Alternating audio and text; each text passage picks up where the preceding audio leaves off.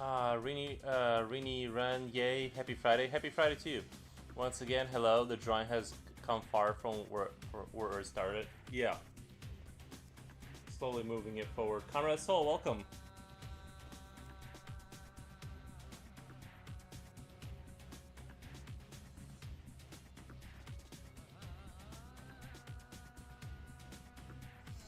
I kind of like to start, like when I have a new day on the same picture, I kind of like to go over some of the old details and kind of flesh them out a little bit when my brain is at like its freshest.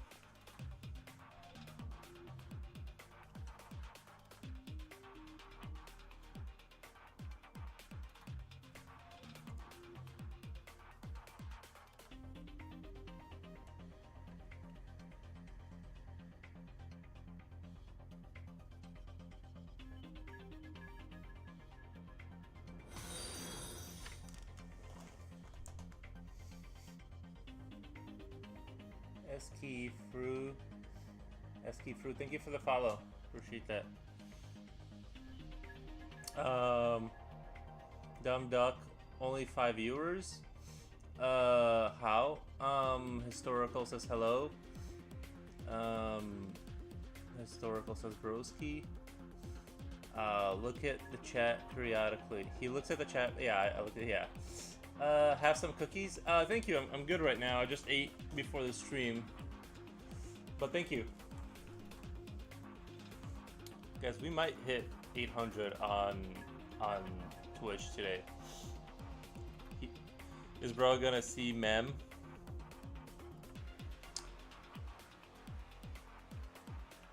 I try to look at chat regularly, but you know how it is.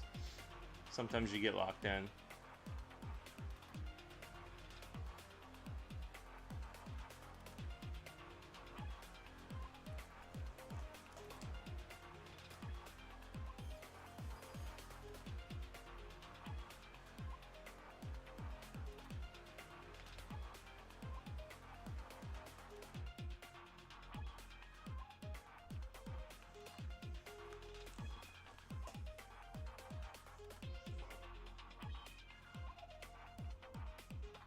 Because in the Philippines is just 12:26. What I'm doing to my life. Oh, we have somebody else that watches from the Philippines. They're not here now, but we have some Philippine viewers. Well, at least one for sure.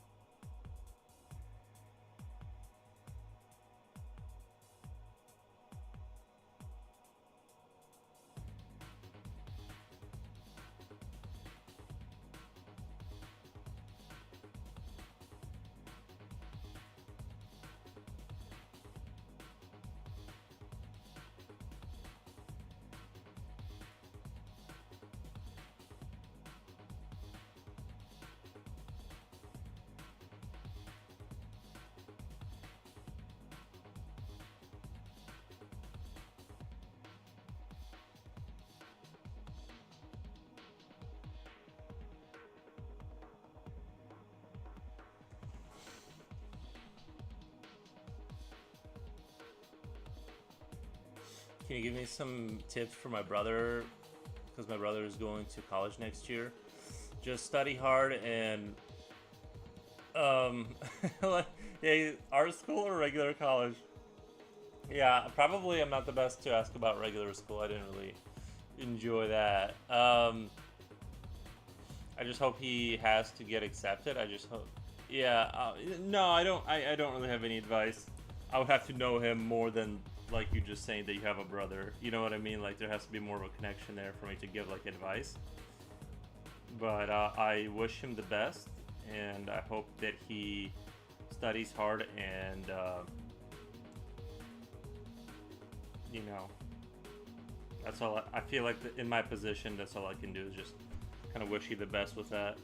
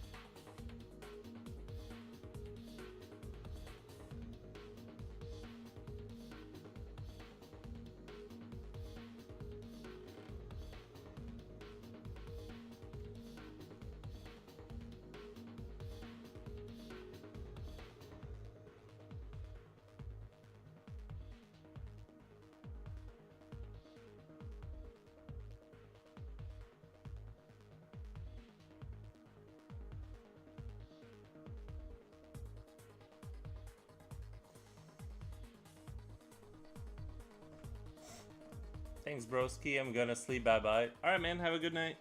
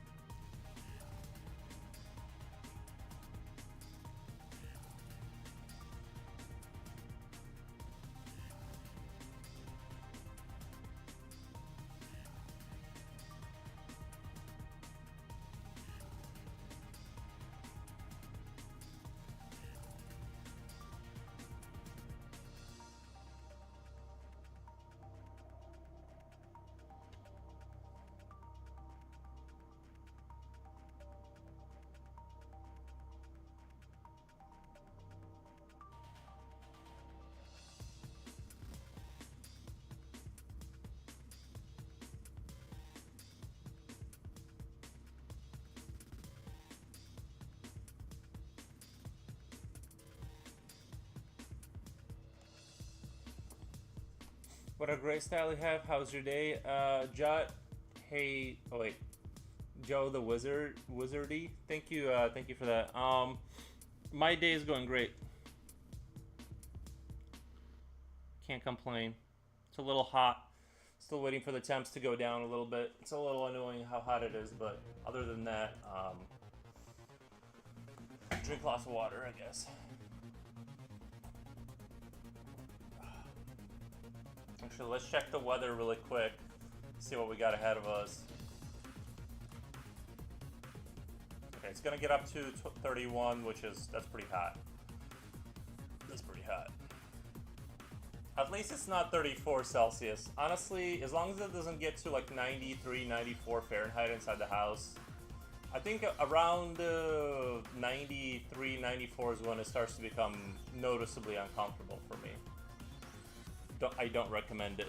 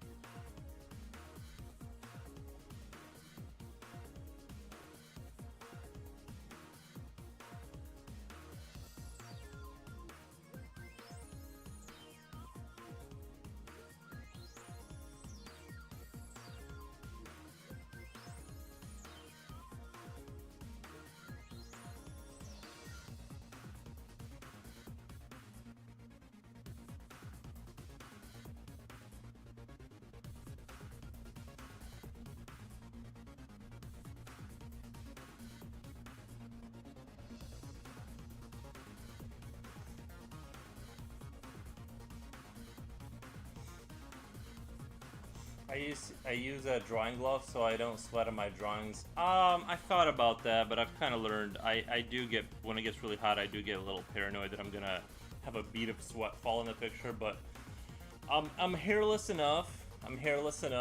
And you know that I don't like sweat super heavy. So as long as I like check my forearm, it seems to be okay.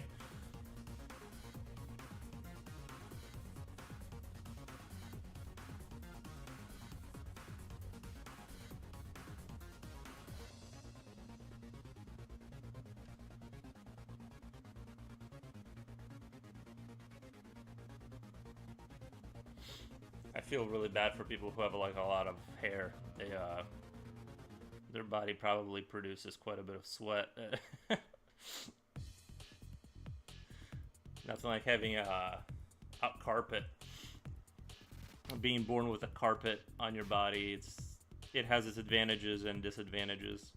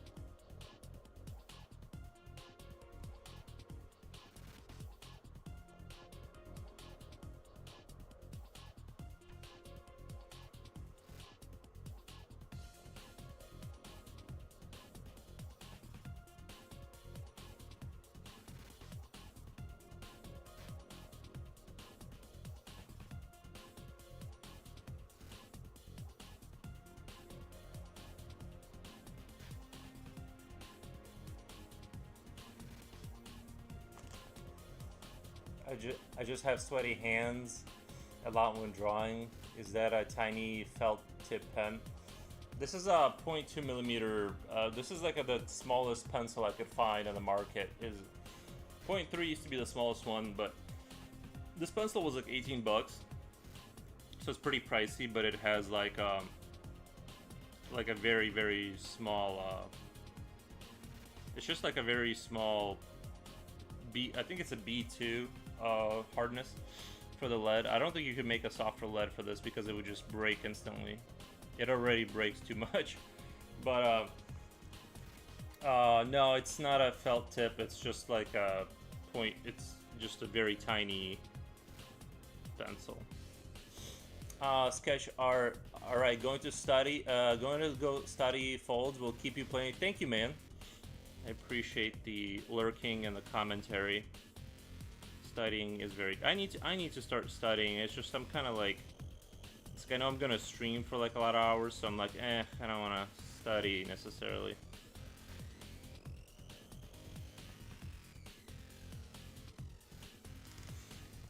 Guys, I'll be back in 3 minutes. Give me like 3 minutes.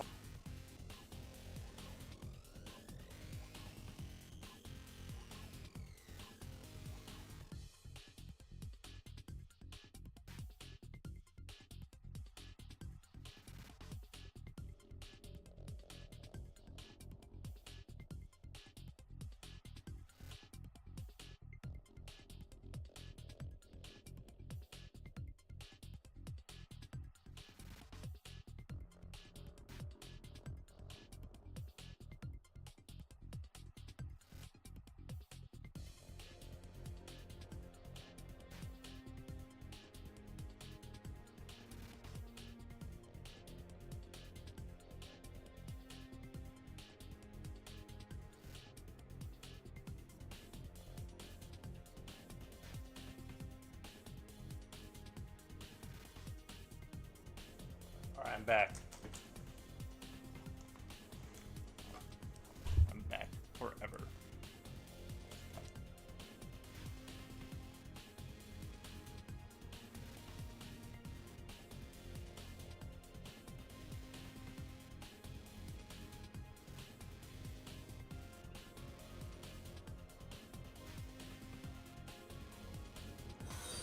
Oh my god.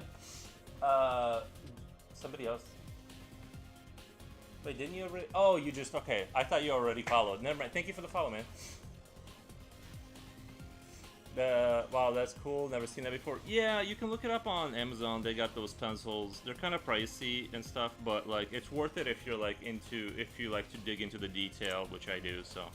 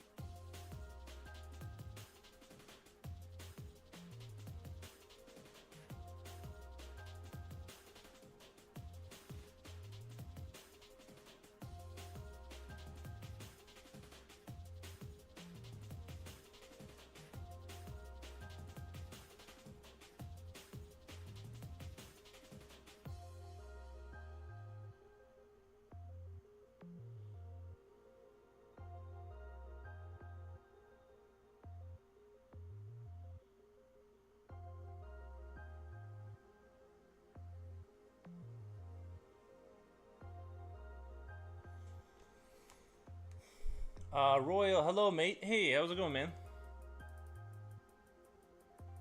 I'm noticing some regular faces, or at least like little pictures and names. Nice, man.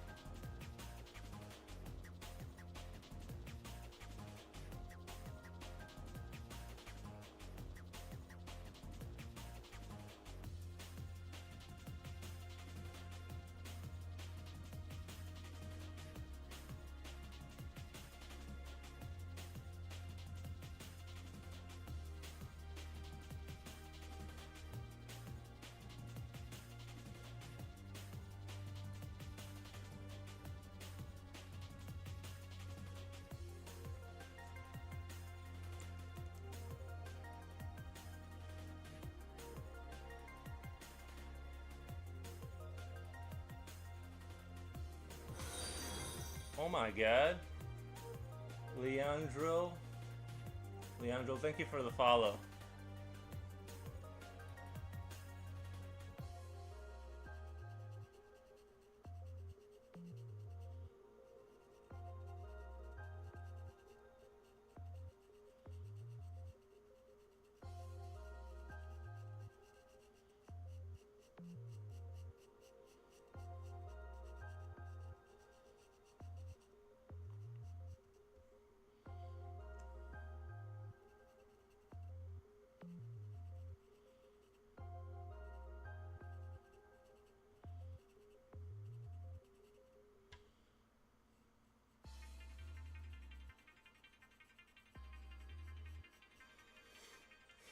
Hi, this looks incredible. Thank you. I'm glad so many people are passionate about Eldritch birthing chambers. I was worried this would be too fringe or too weird, but it looks like people are like really enjoy reproductive facilities and how they work for aliens. So that's good.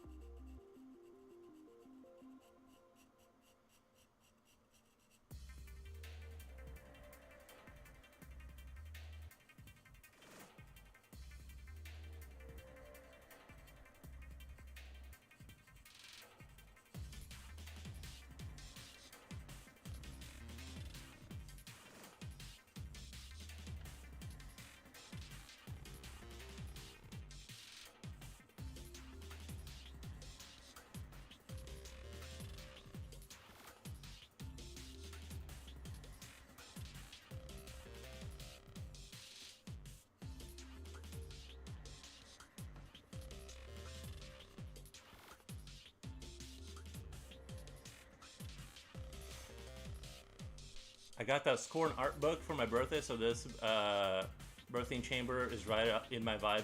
Yeah, that was I watched that back to creepy Luke Oakley. Yes, thank you for stopping by, man. Yeah, the Scorn man, the Scorn conversation seems like a lot more people are into that than I thought. Yeah, I thought it was. I'm just gonna get. Well, I don't know how much I should talk about it because like I didn't play the game. I only watched like the playthrough, and then I watched people's take on it, and I thought it was. Man, it is like there a lot. I think I need to like refresh my mind and like kind of like kind of like re-go into it. But yeah, it's like incredible in certain like it's the word not just because it's the worst nightmare, but like kind of what it kind of represents.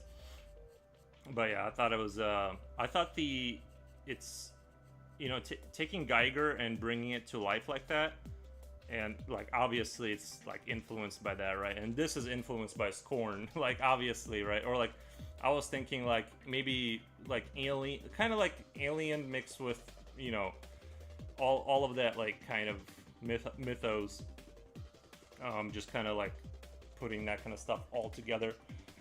But you can definitely see the influence. But yeah.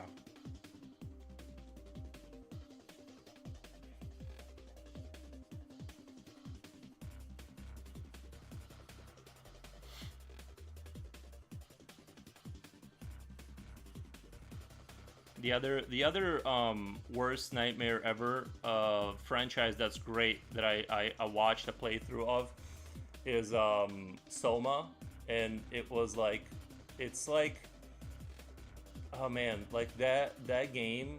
You guys should really like. I don't want to say too much because it's like once I say like what it's about, it kind of like ruins the main thing. Because like I almost feel like that game has a more cohesive narrative. It's not so metaphorical, and that game is definitely look. If you want like if you're an enjoyer of worst possible nightmare scenarios, that's another one to check out. Soma. It's on Steam. I'm sure it's like $5 now. But it's more of a machine horror kind of humans trying to save themselves from extinction kind of a thing by downloading their consciousness kind of story. But there's a twist, and the twist is good. The twist is really good. I will check that out. Yeah, check out Soma. I don't know what it is about humans and like being interested in like creating not just bad scenarios, but the worst scenarios ever, to as a form of enjoyment. And I don't like linger in that kind of stuff mentally too much. You know what I mean? Like you can only like enjoy Soma and Scorn for so many hours before you'll just go insane. So you gotta like I don't know, enjoy the aesthetics and I don't know.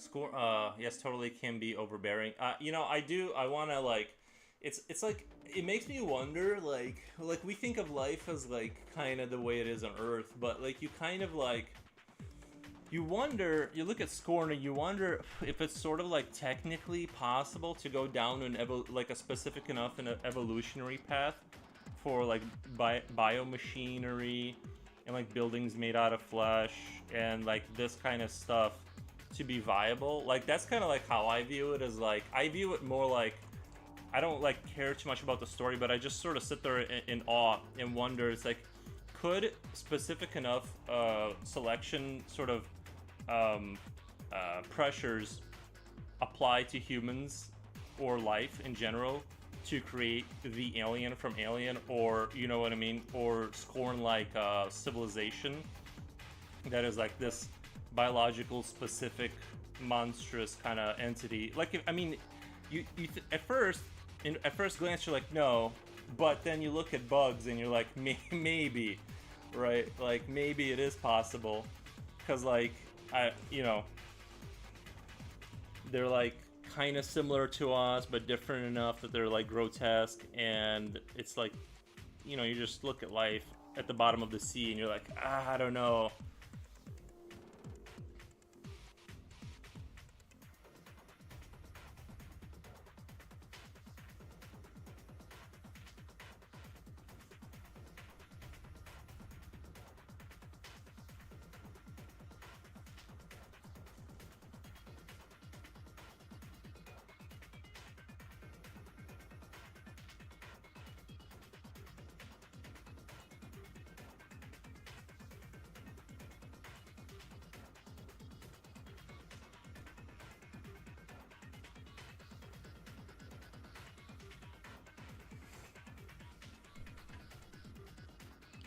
For me, kind of helps take out the mental garbage, right?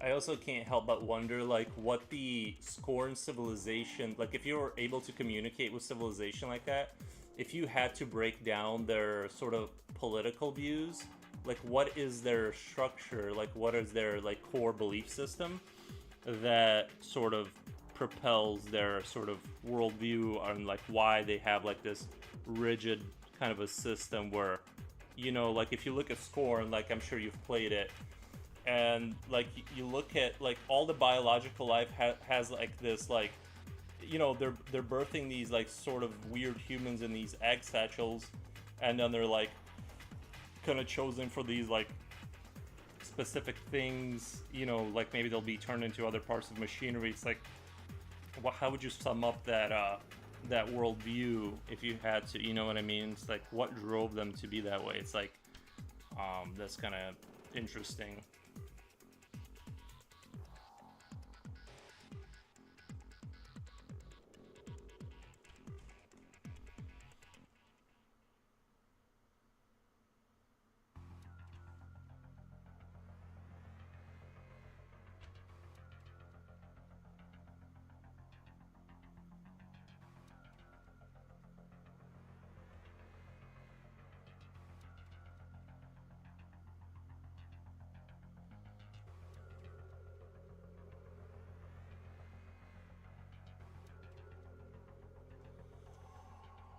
I often wonder what brought them to that place. Did they go that way, or were they forced in some capacity? Right.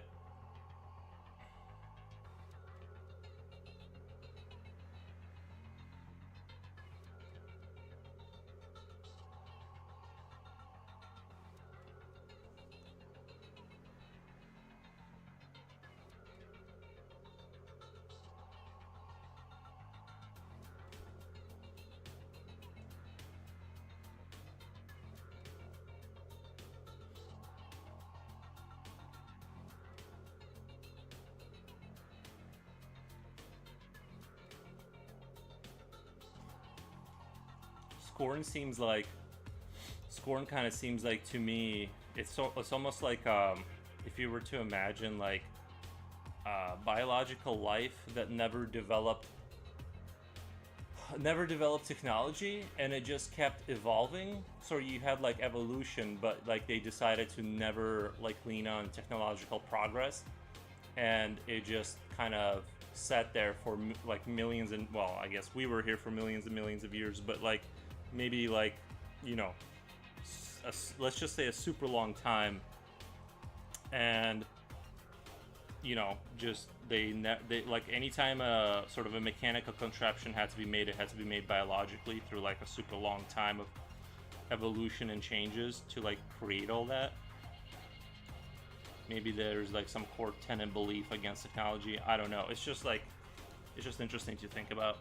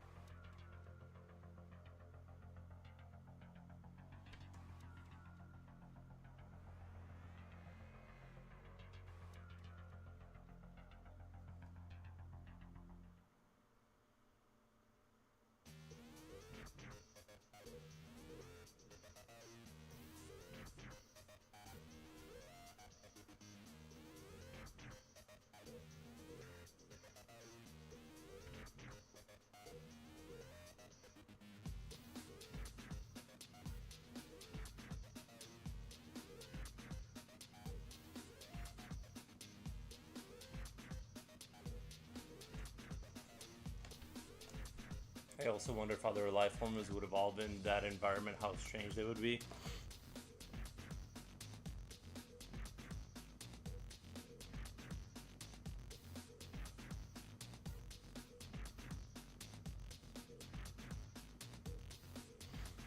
They would be strange.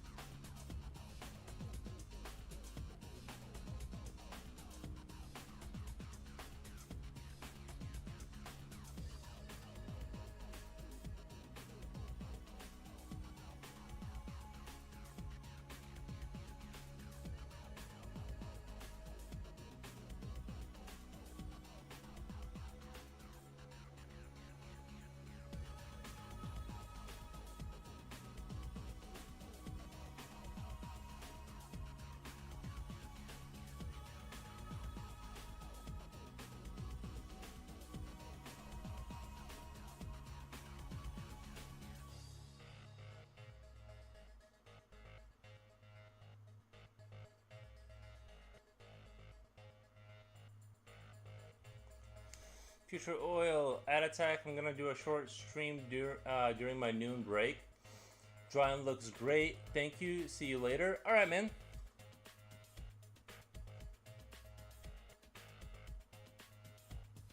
Good luck with your stream.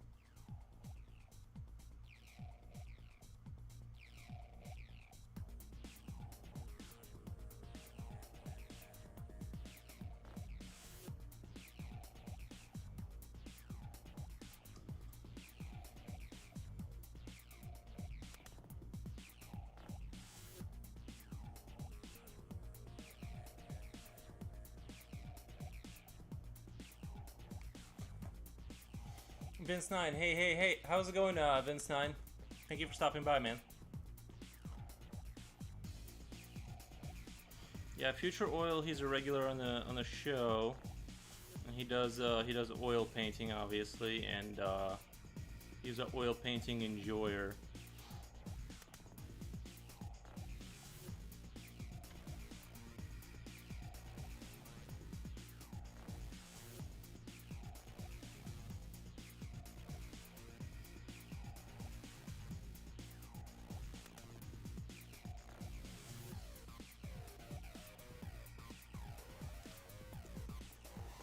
I wonder if I can do a... Is there like a clicky way to do a shout out? No, you gotta do the dash. I just don't want to reach for my keyboard right now. I would do a shout out, but you guys can check him out. Give him a follow.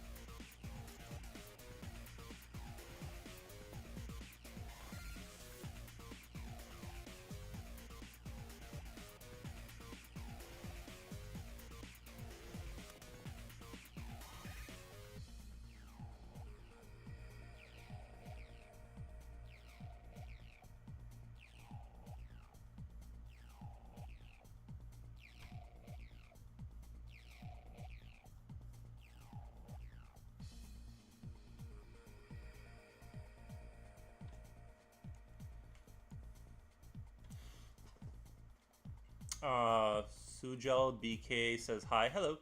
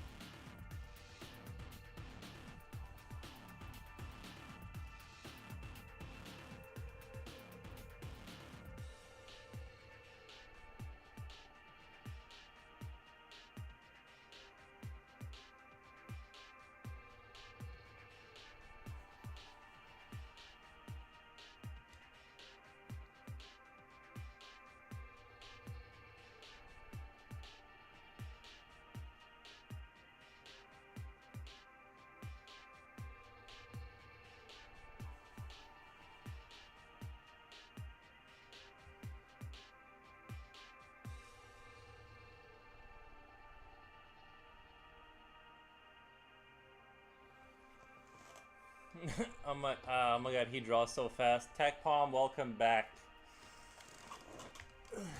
How's your day going, buddy?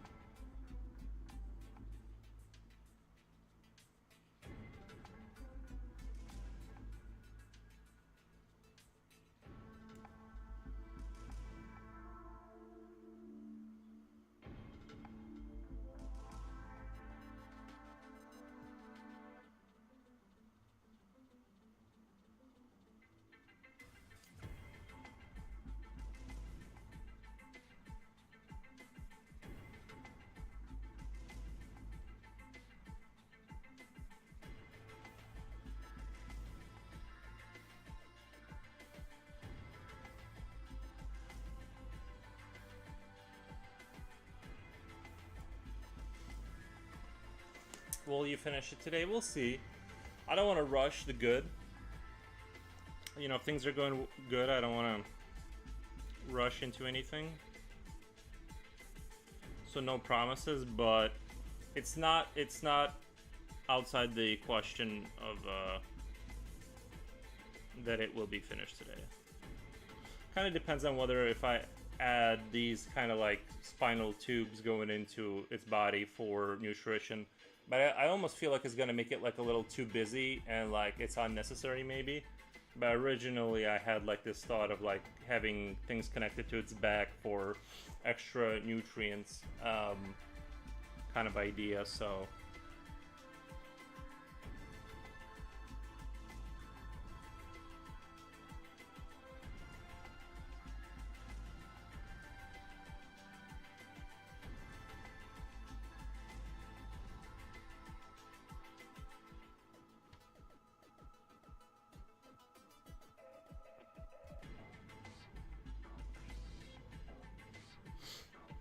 I need to add some of the pictures I've drawn lately into my like rotating arsenal of pictures because I kind of haven't been doing that.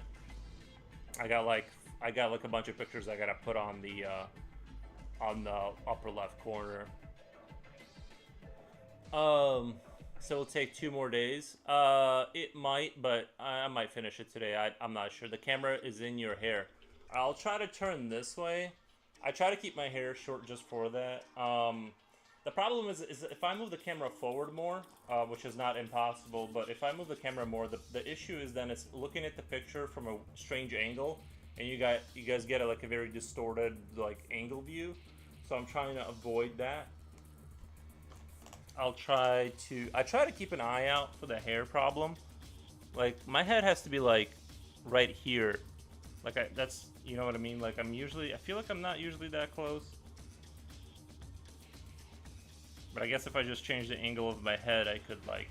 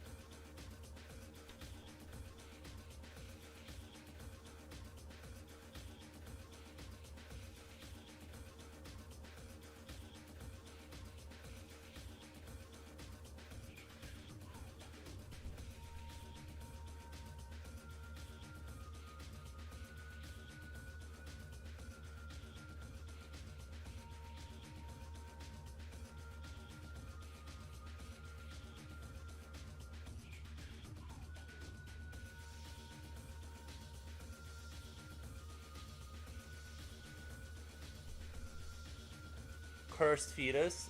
Lol.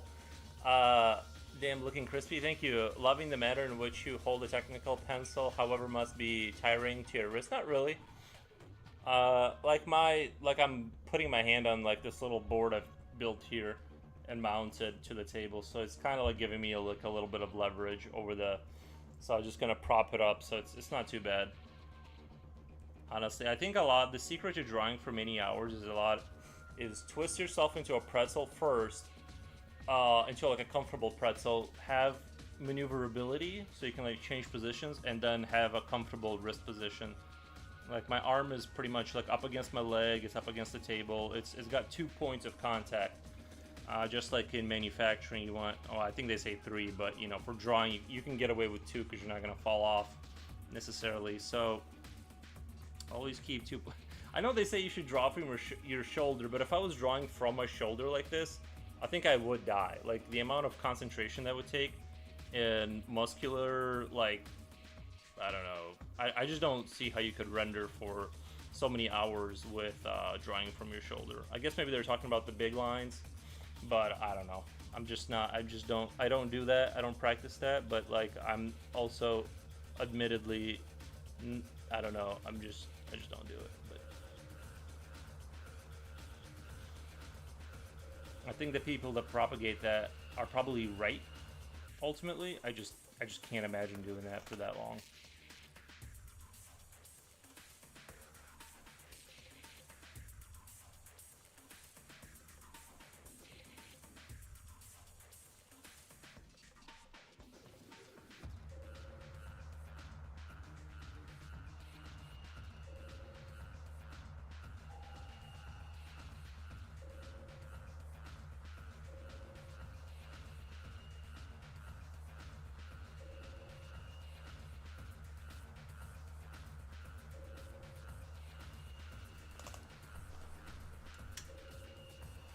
New to the channel, can expect me here asking random questions. Thanks for the answer. Yeah, no problem. We love random questions.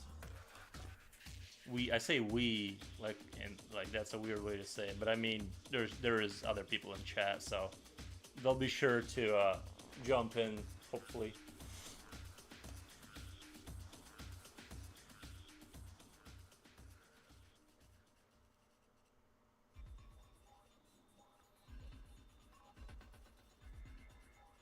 We are Legion.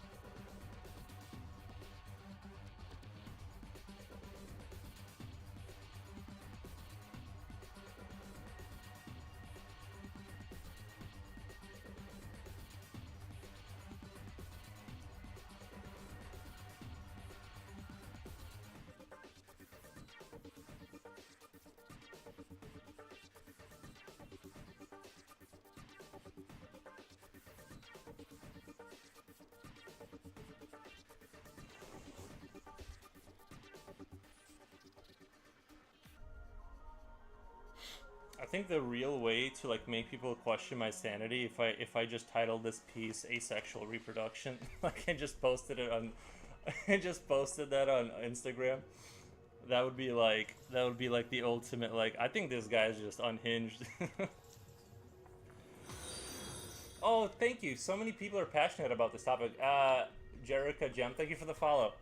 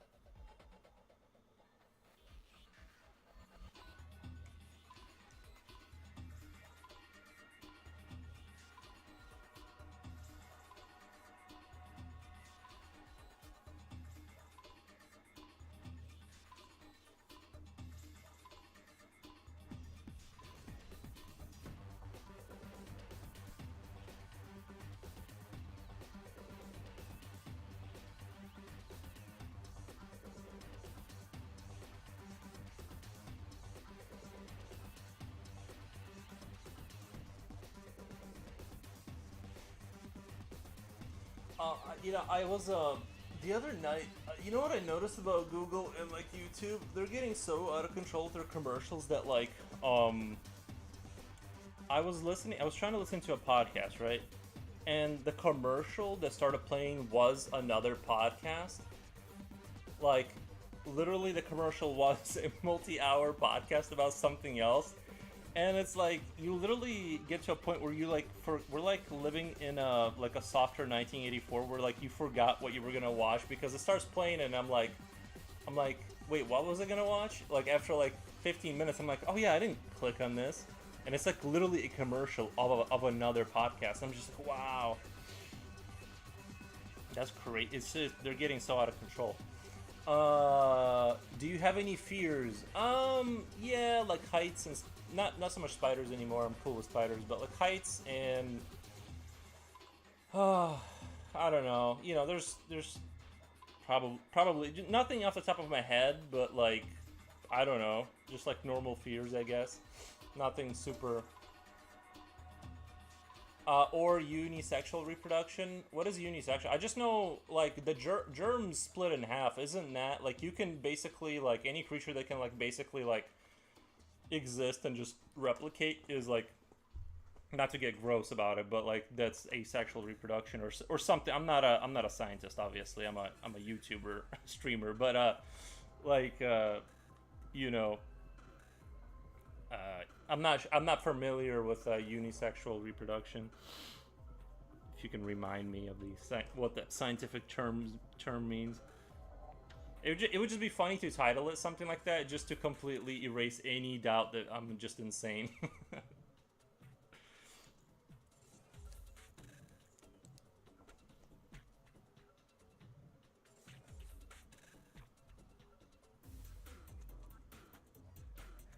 It's kind of like what I do on Facebook. Facebook for me is just literally kind of like a soft troll program where I just post like just enough weird things where I just want to make people like consider that maybe I just went insane after high school.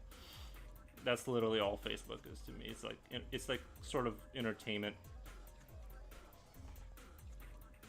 Would you rather be on a mountain very very high or stuck in a cavern with 5% of phone battery? Um, I don't know. I feel like I have a bad spatial memory. I feel like if I was in a cavern and I had to like figure out a way to get out, I would like probably not be able to like remember. I'd, you know, because like all those games where you have like randomized rooms. Like, remember there was that game where you had like four players and you had to like go in these chambers and like extract stuff. I just would not be able to make it out of there. So probably mountain, just because like a mountain you're still stuck to the ground and you can visually see your goal. It's just a matter, are you gonna freeze to death before you make it out of there? So I think I would choose mountain because it seems more like I can probably just at least you know what you're up against in a sense. Whereas a cavern, you're just, if you're like forgetful, you're just not gonna figure it out, and you're just gonna like be perpetually like frustrated as you like can't find your way out, kind of thing. So because of my spatial memory, I'm gonna choose the mountain. At least there's like a somewhat of a chance.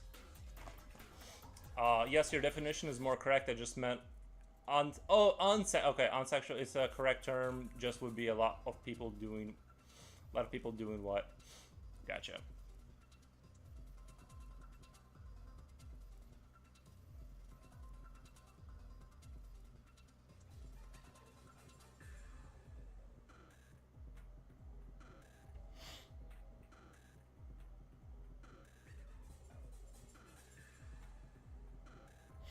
I know when I was a kid, I made like a super scary mask out of paper and put it up on a dresser, and then like I was like, nah, I can't sleep with this in my room. So fears like that, I just create things that I'm like, no, no, no. That thing might have moved a little. I don't know. I can't trust it.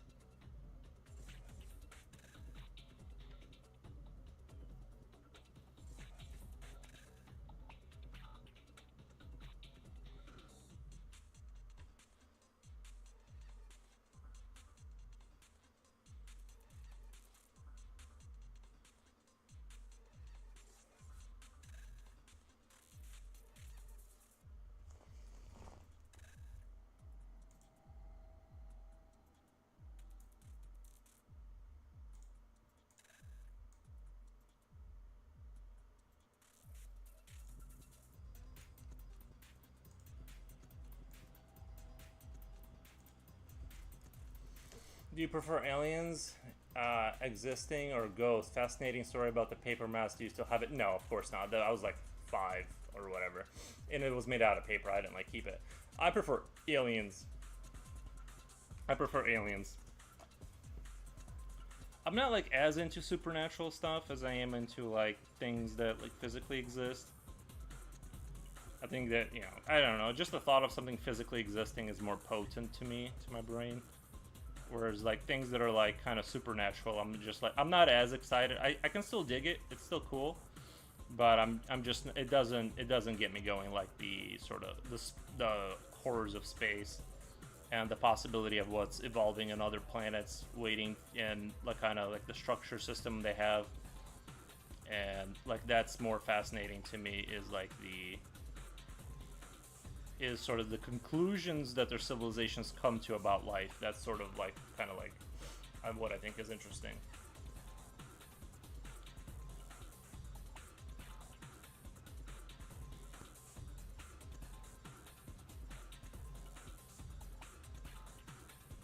Although I've never had like a religious experience or like seen anything paranormal ever in my entire life, I'm still holding out like a little bit of like a maybe. I'm still like leaving a question mark. Like I have a raised eyebrow. I'm skeptical, but I'm not completely closed off to the idea of it. I'm just saying I've never ever seen anything that would even indicate even remotely that it's real. I'm just saying that like just because I've never in my 35 years I've never come across anything that would suggest that it is fake. You know what I mean? Like I've never seen alien ships, but I'm not saying that people haven't seen alien ships. I guess alien ships wouldn't be paranormal, but you know what I mean. Like I'm kind of like I'm trying to be as rational as I can, but you know, it's tempting to kind of veer off into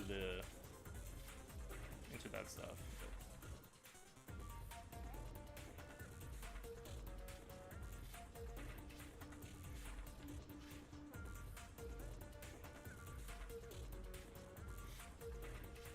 Aliens sure are going to be evil, huh?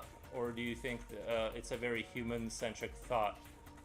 I think if you like look at, I think what's gonna happen, broadly speaking, is like, broadly speaking, humanity will slowly, like, when you look at like, um, we'll get to the aliens, but we gotta go back in human history before I answer that question. I think you're gonna see like a slow unification of Earth, something like Helldivers or Starship Troopers. That you're gonna have like a Earth Federation with some nation states that are like loosely defined or whatever, and then humanity will be more united, and then it'll be united through a common space enemy, like in Helldivers or Starship. I unironically think we'll be united through like war or something, like in Warhammer or something like that. Like you're gonna see a unification, but it'll be hard to sustain it until there's an external threat that will be perceived as imminent, and then we'll go to war with them, and then slowly kind of understand that they're not all bad or whatever, and then yeah, I love Hell. Even though I've been getting like basically rage games because I think they just opened it up to Xbox players, and there's just a bunch of people calling airstrikes on our own position. So right now, every time I get in Helldivers, I'm just dying over and over again from ally airstrikes. So I'm just like, dude, I just can't play this game till like, I don't know, for another 2 months till these Xbox players figure out how the game works.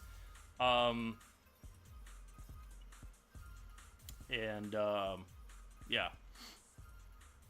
So, but yeah, Helldivers is like such a phenomenal game that I really think it's gonna like, as it develops, I just want more, like, I kind of like really dig the propaganda stuff. I want there to be like a way to go to a central hub, like let's say they do remember the game Destiny? I want them to do like a central hub where you just kind of hang out with other Helldivers,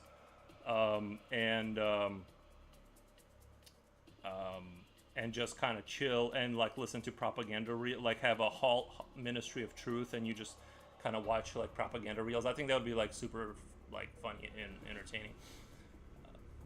That makes sense based on history. Well, yeah, I mean, if you kind of look at it, you had tribes, and then tribes formed into like kingdoms into nation states, and then nation states into empires. You know, so even when you have an expansionist empire, they're still, like, when you look at the Roman Empire, they're still getting more bodies to function in the same direction.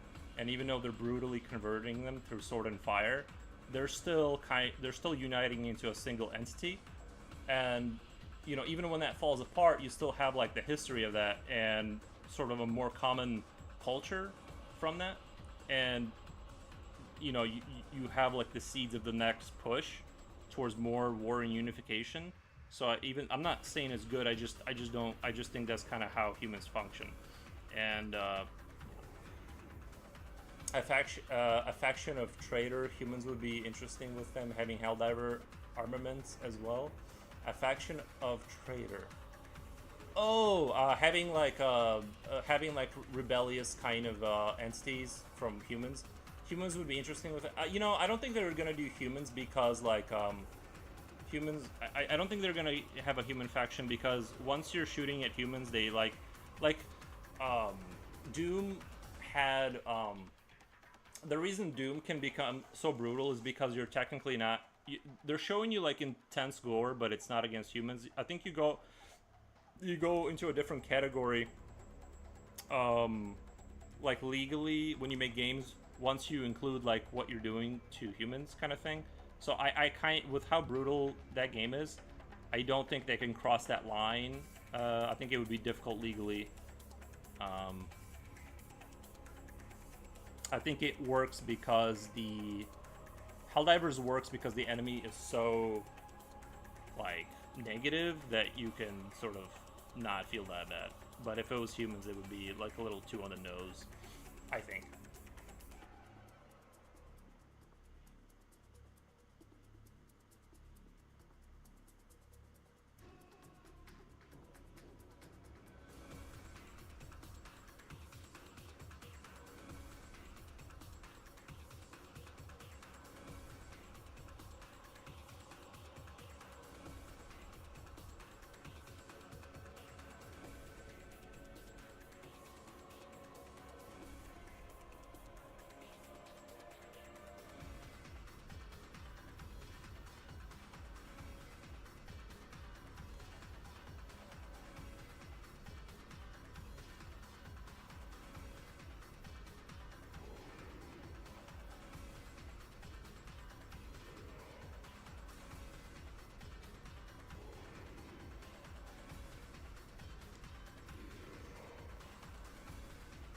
I always thought it would be cool, a Helldivers universe, to have a hub for players to build up with resources they get from battle, a good juxtaposition to the destruction and our enduring battle.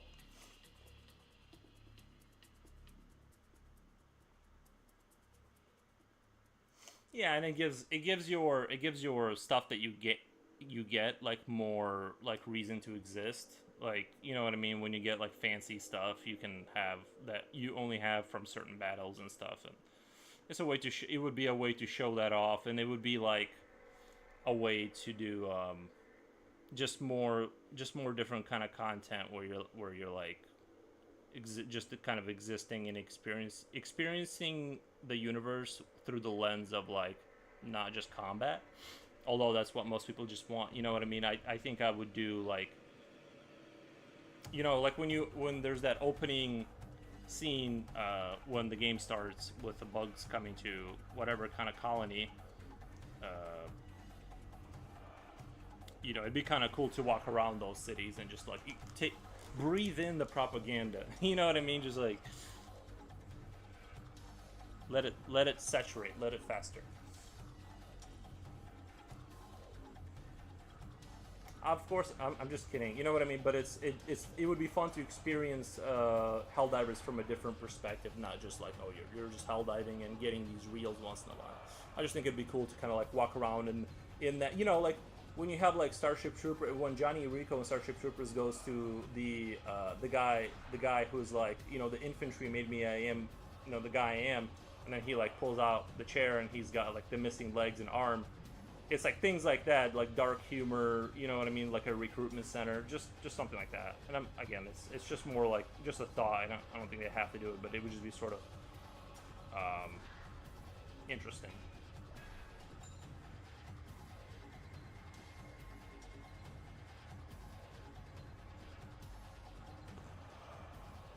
It could push the propaganda narrative too, just to see how good everything is in the safety zone. Yeah, exactly. Yeah. Again, it's just for funsies. Like there's like the CF operatives, the guys in the blue uniforms. Sometimes when they die, like their head is literally blown off during combat, and they're still doing the like the sign. You know what I mean? Like their version of like the salute or whatever. And as his body is dying without the head, he's still doing it. So it's like you can see like the society is like permanently like all these people really believe it to their core. Like as they're dying, they're still doing the salute, and it's like it's like dark comedy, but it's like you know, things like that. It kind of like makes spices it up a little bit. Like when I saw that happen, I'm like, wow, they put so much attention to detail. Like where every citizen, even as they're like in combat dying, they're still like with a head missing, they're still doing the salute.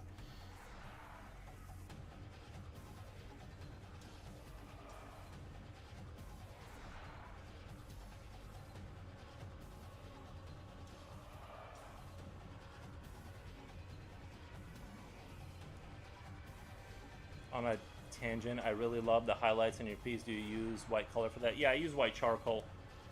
It's just a white charcoal pencil, and it blends with the pencils really well, so you can kind of go over old areas and just re-establish like clean stuff. Like right here, there's some kind of like you can just kind of go over, but you are going to get a bluish tint when it mixes with the pencil. You get a bluish tint. So if that's not something you want to avoid that.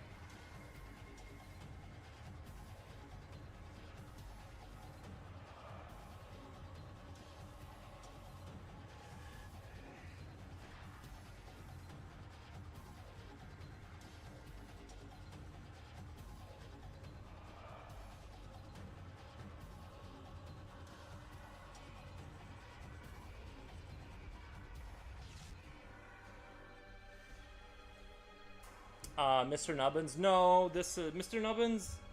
Where is he? He's over. Mr. Nubbins is over here. He's still with us. I've been careful not to use him too much because he's so far gone.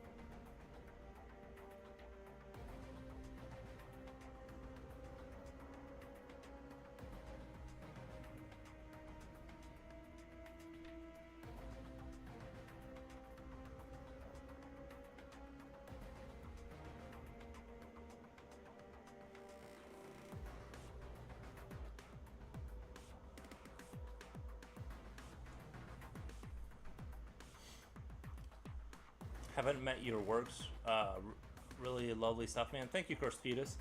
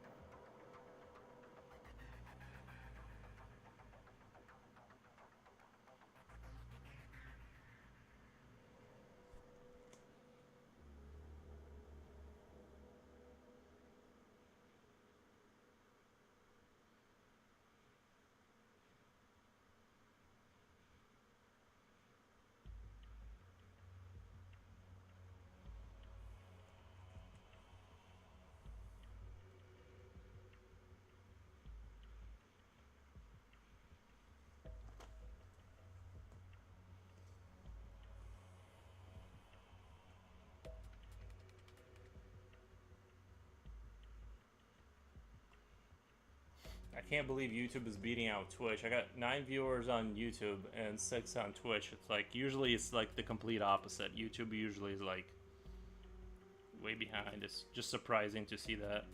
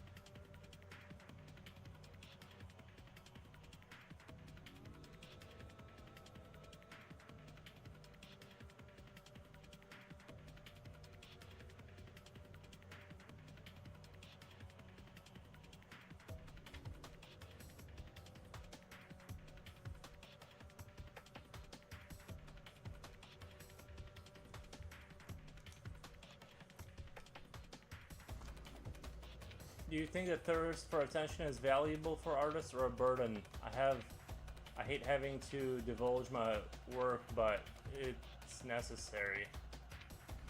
I hate having to divulge my work, but it's necessary. Like drawing things you don't want for like to get more popularity. You know, I think it depends on how much money you have. If you want to be it just kind of depends on how much you can how poor you can tolerate being. But yeah, I don't know. It's like for me, I think like I got just like the money part has to be taken care of, and then it's hard for me to care beyond that. Then I'll just draw what I want. But obviously attention is like sort of tied into money. Like if you have more people aware of you, you're more likely to make money. So it's just like kind of like you kind of can't get away from it. But I would recommend that if you do get to a point where you're sort of sustainable or you got some income coming in where you don't have to compromise as much and draw whatever for money or attention, then step away from that and you know draw purely for yourself more, if that makes sense. But yeah, I mean attention for desire, like sorry, desire for attention. You know, you I don't know. I mean, I guess I do want to like, you do want to be no, like you don't want to just like one of the reasons I stream is for that, right? Like I want it to be not a single player experience and having people to chat with and stuff like that. It makes it way more of a compelling experience. So it's kind of like I'd be lying if I was like, oh, I just don't care at all about you know that. Like I'm above all that. It's like yeah, but I kind of need money, and it's kind of more fun to have people engage with your work than when you post on Insta and you get like 2 likes. So I'd be like lying if I was just like above all that and just could exist in isolation. So I'd be, you know, I think it's just, I don't know. That's just where we're at. You know, until we have fabricators from Star Trek and you can just kind of like exist in isolation, I think you just have to like play along with the rules of society and try and get attention and popularity to get money so you can kind of like then do your own thing more. So that's kind of my answer. I don't know how you can like avoid that. Taking a quick break, yeah, studying and also drawing for a long time is hard. It's a hard balance. Yeah, studying can be, it's very like when you're actually like trying to learn a new thing about art, like when you're, I don't know, learning anatomy and you're sitting there focused for 40 minutes every day, it's really draining. Yeah, so it just is what it is, but you got to do it you do have to have those sessions of focus kind of thing, otherwise, you know, things kind of like you can stagnate. But I don't know. Yeah, you gotta do it, unfortunately. By the way, quick feedback, your voice is a bit low. It would be nice to hear you better. People keep saying that, but like my mic is maxed out. Like I can't push the volume anymore to the right. I don't know what else to do about that.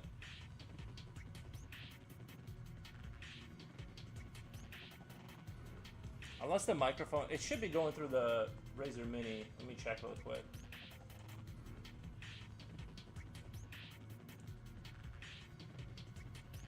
Yeah, it's going through the right microphone.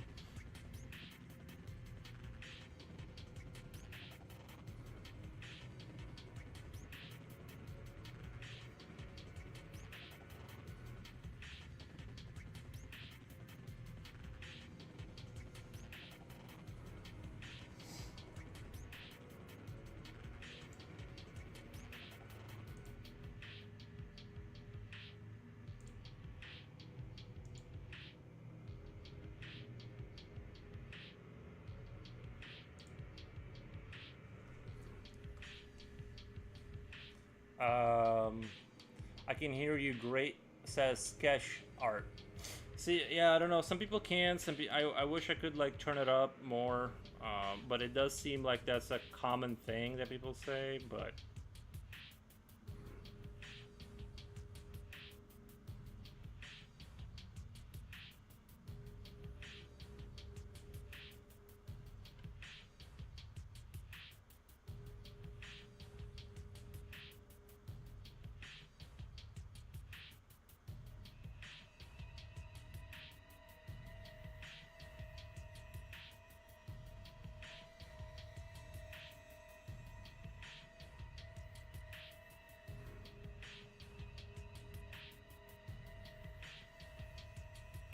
Guys, 2 more follows and I'll be at 800.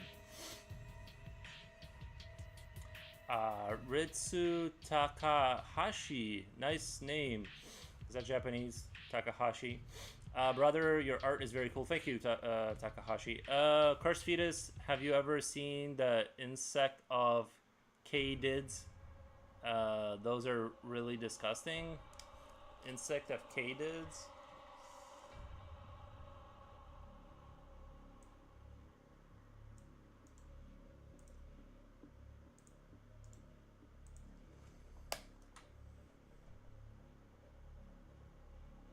Bush crickets.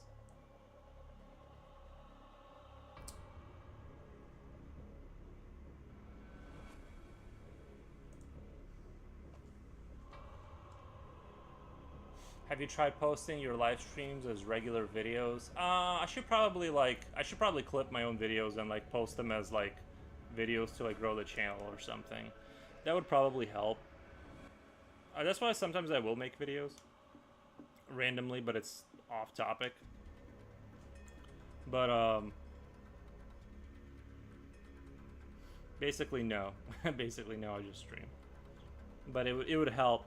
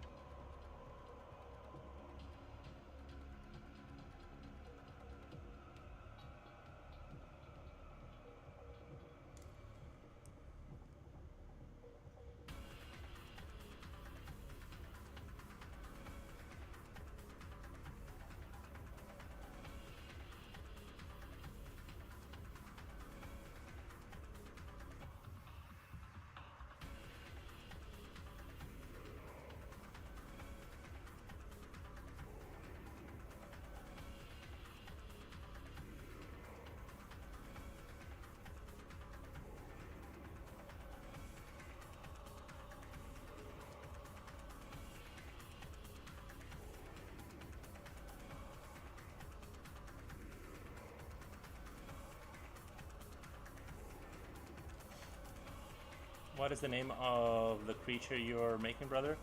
It doesn't have a name. I just wanted to draw like a birthing chamber. I didn't really come up with a name. Should we give it a name?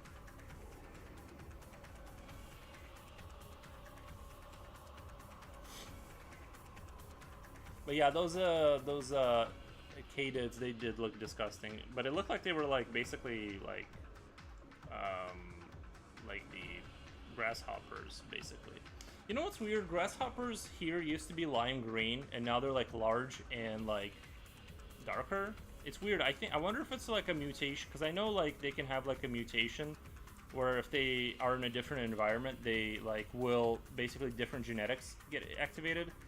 So I don't know if they're different grasshoppers or they're the same grasshoppers with different like things making them different. You know what I mean? I don't know if that's true, but that's kind of like what I heard. Is like they really like the grasshoppers changed. I don't know if anybody else has noticed that, but that's just a weird phenomenon I've noticed, that they're just like different grasshoppers now. I remember when I first tried using a white color pencil on tone paper, felt so betrayed when it didn't turn out it was pure white. When it didn't turn out that it was pure white. Yeah, you're not gonna get a pure white. You're gonna have to do a lot of passes to get it to look kind of brighter. The creature you are making reminds me of a centipede. Yeah, it does have those vibes. It does have centipede vibe.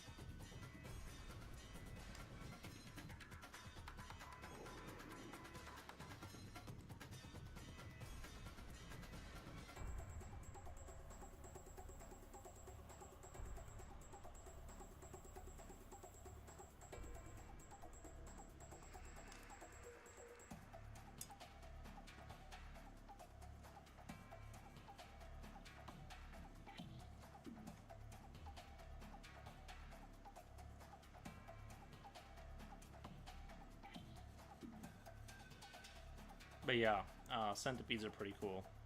Is it the centipedes that turn into butterflies? Do they metamorphize into other things?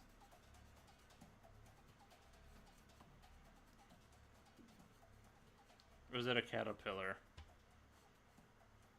I don't know. I don't know my bugs. I just know they are quite grotesque looking if you get too close.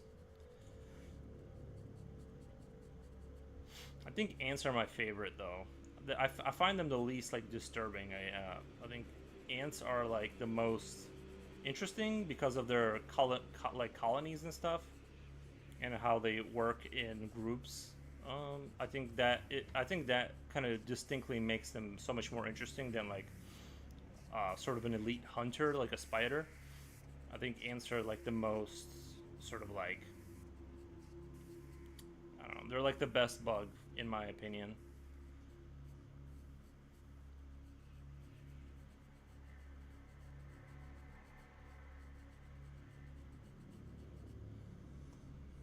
Future Oil, did you do your stream?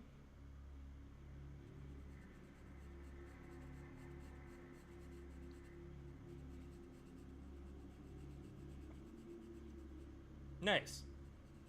What were you painting over there?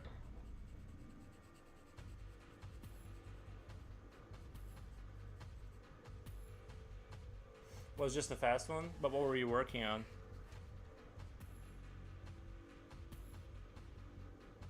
Working on that arm drawing? Cool.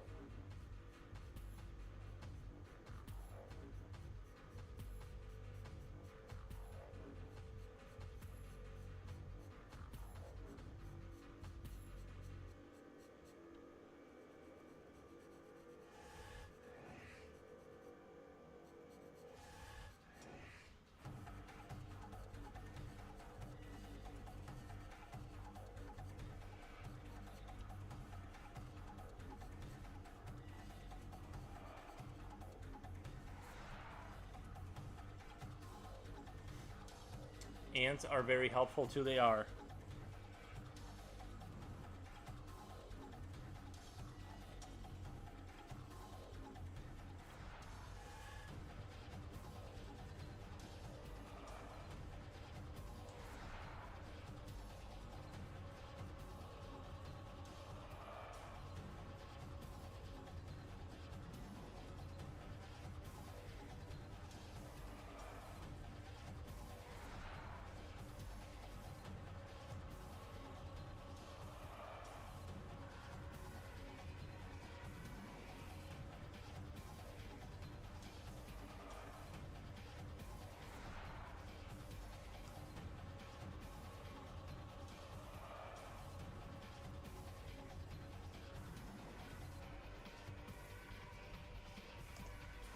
Working, usually just get one person viewing my stuff all the time. Not sure if it's a person or an AI marketing robot.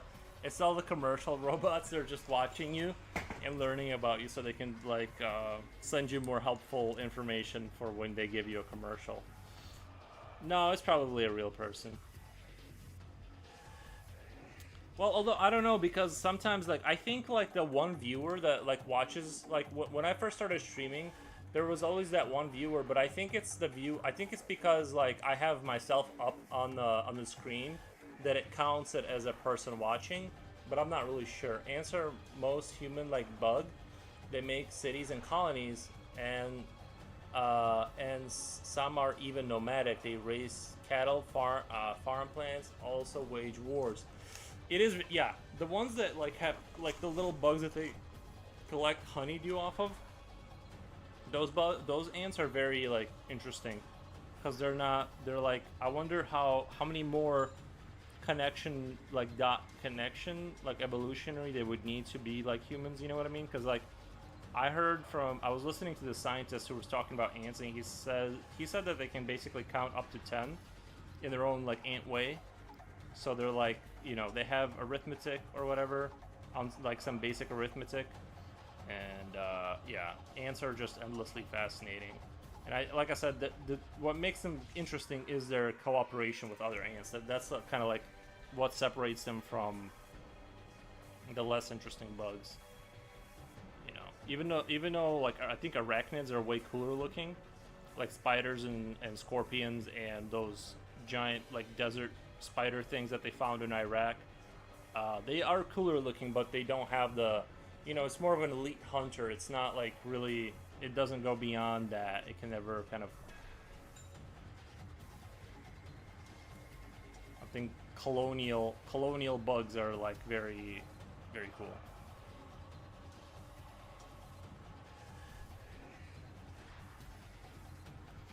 Also bees. Bees are kind of in the same territory, although they're borderline cute.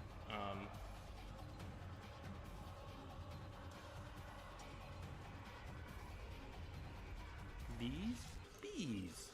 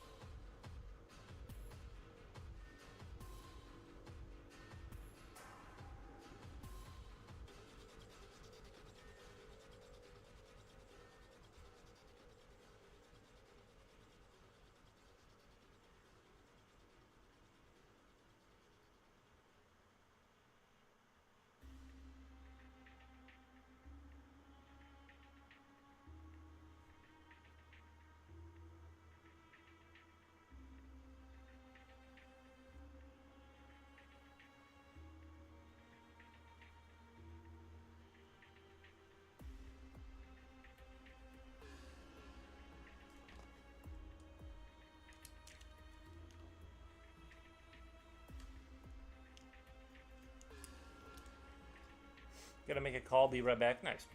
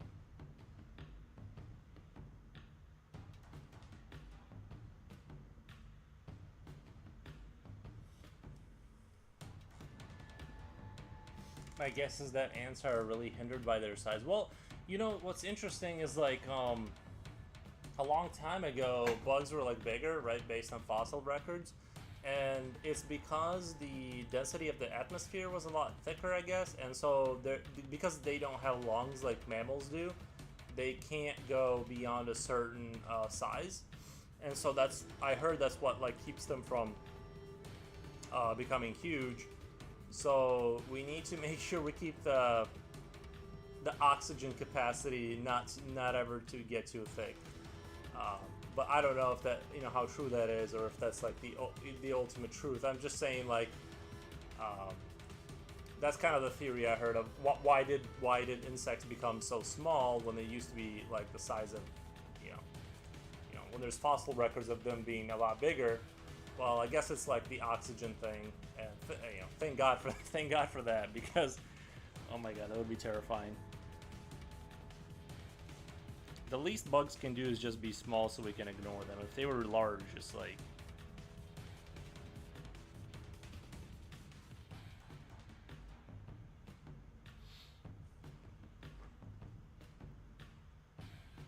But I kind of feel like maybe it isn't hindering them, because it's like...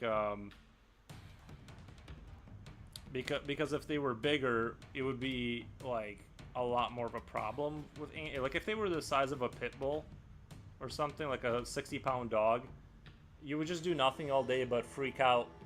Like you would just have all day, you would just have panic attacks, because like your chances of like, you'd have to build everything out of metal first of all, right?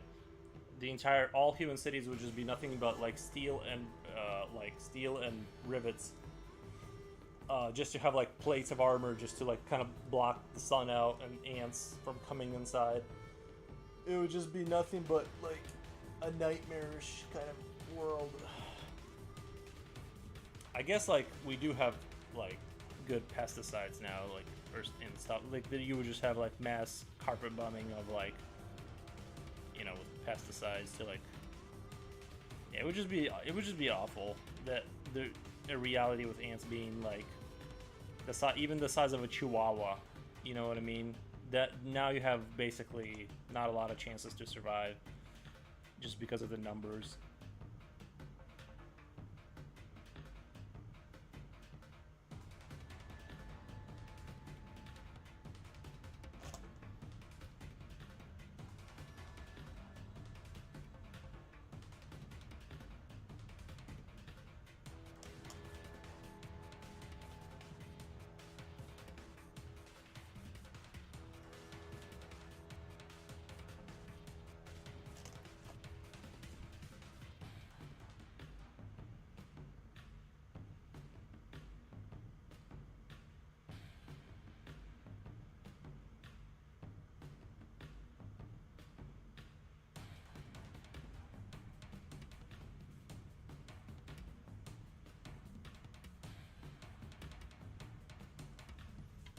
Would humans even have cities if they were that big? We probably would have been extinct a long time ago. I think if it was like that, if we were in the form we are now, would be like that. Like, we probably wouldn't make it this far, but we would also, like, mammals that would survive in that environment would have they would have adapted differently, if that makes sense. They would just have different mechanisms for survival. That's kind of how I view that scenario.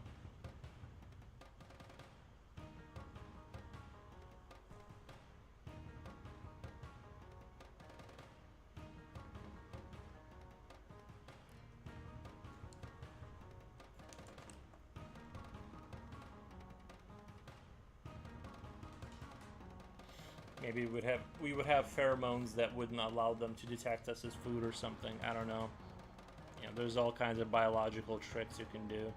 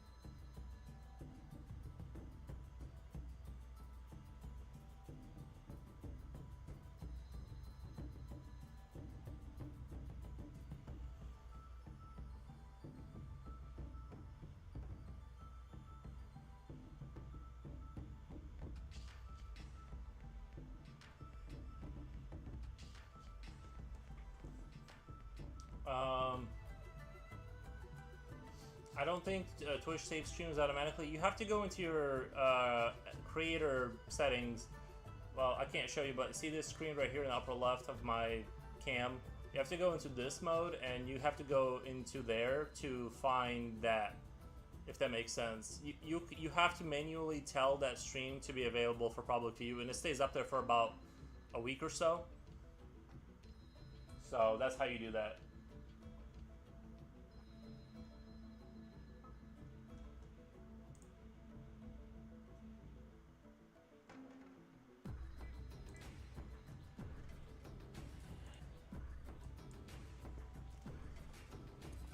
What is the name of the...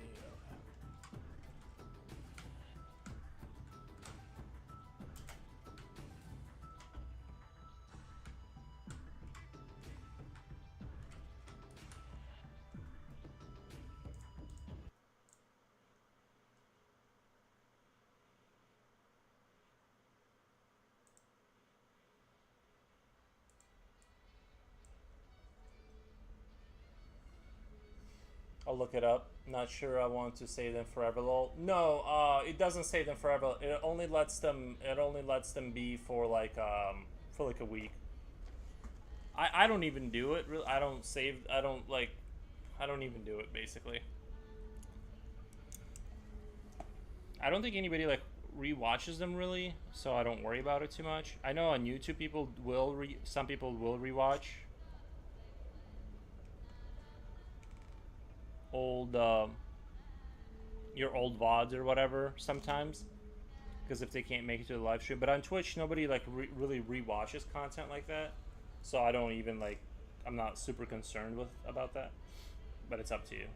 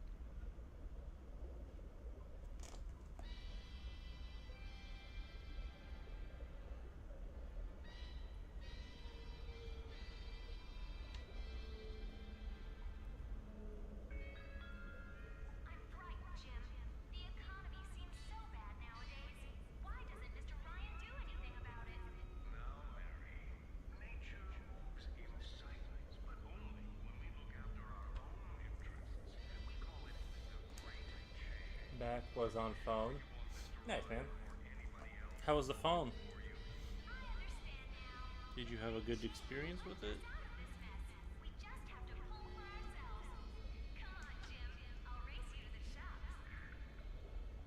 Sorry, if my hair's getting in the way, it's the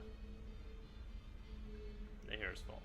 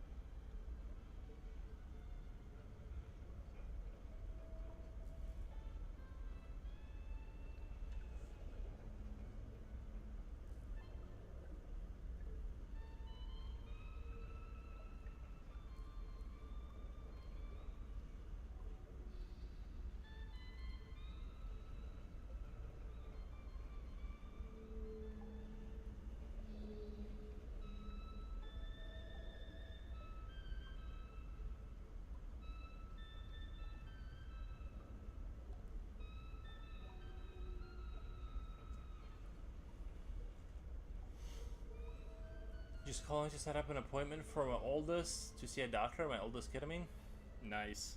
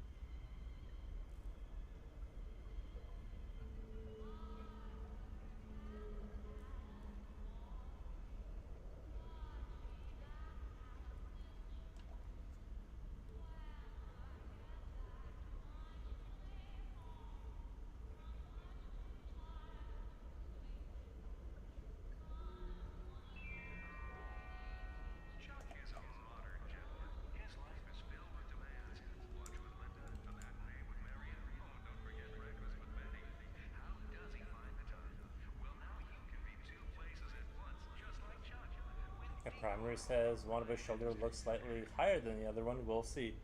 Yeah, that kind of thing where you have like a shoulder thing where it could be anything. It could be the spine. It could be like one of his legs is slightly shorter than the other. It could be a myriad of things. Probably not a huge deal though. Just lift with the other hand more, build up the muscle. I don't know. Gotta get him a kettlebell or something. Lift with the side that's slower and build up the muscle on that side on the back or something, or put a little cushion on the shorter leg. You never know. Bruce Lee had a short leg. People don't know that. Bruce Lee had one short leg. Still made it out fine. You know, still made a career.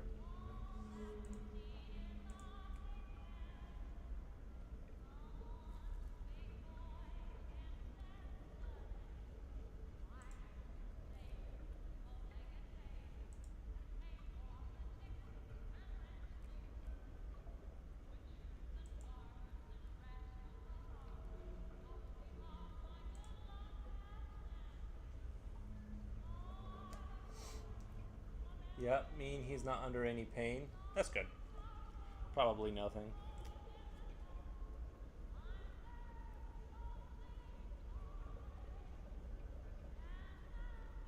He's probably using one of those hands to exercise a little too much on the one side. Just balance it out.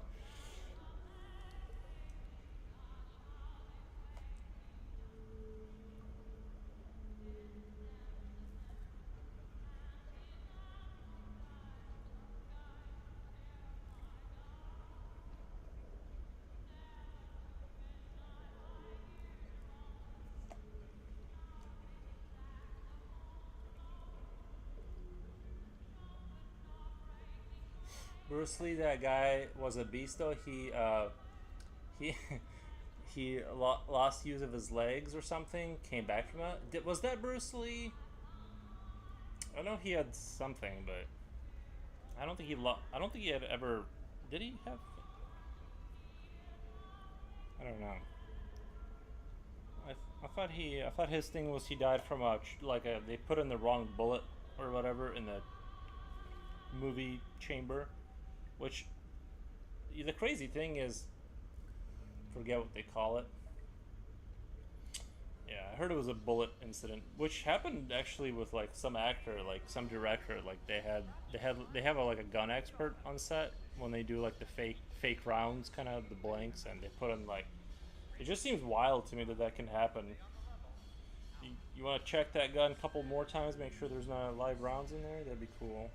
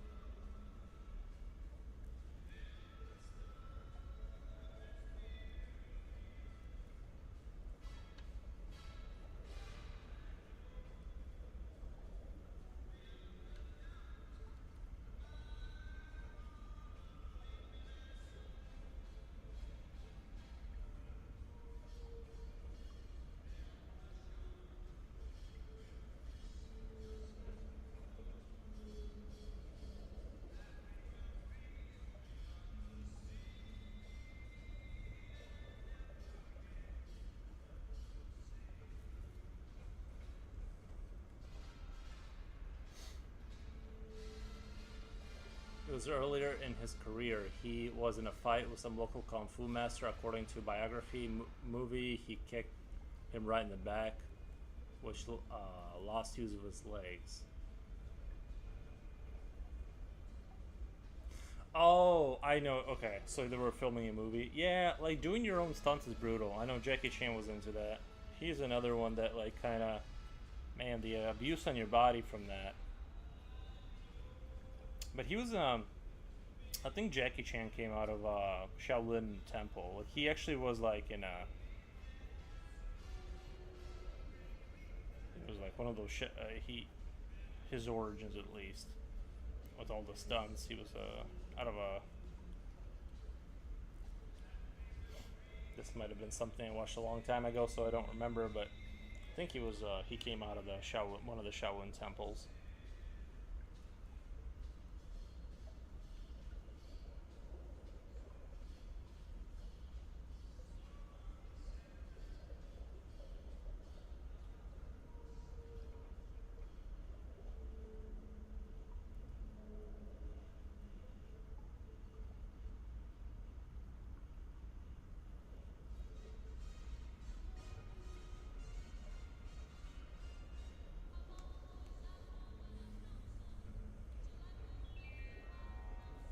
Pendulum and Alec Baldwin with Rush shot the prop gun. Alec Baldwin. Yeah. Alec Baldwin. He did. There was something with him with Rust shot the prop gun. Are you saying there was like rust in it, or the movie was called Rust? Shot the prop gun. Yeah, man. Yeah, that's crazy. That's wild. To mess that up. Like your only job is to make sure there's not live rounds, and then they like make it in there somehow.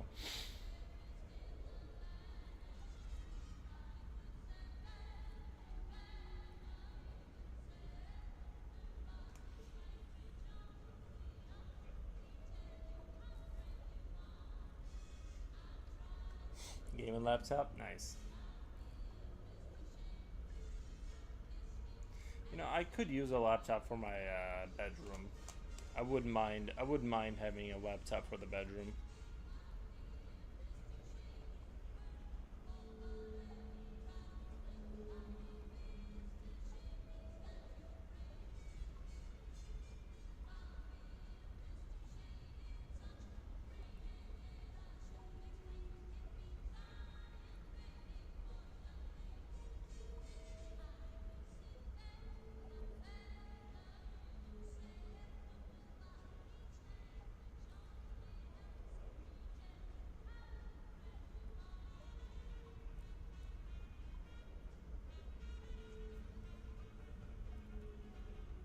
So my kid wants his own gaming laptop. Probably the best because his room is not too big. I mean, it's up to you. I don't have anything against it.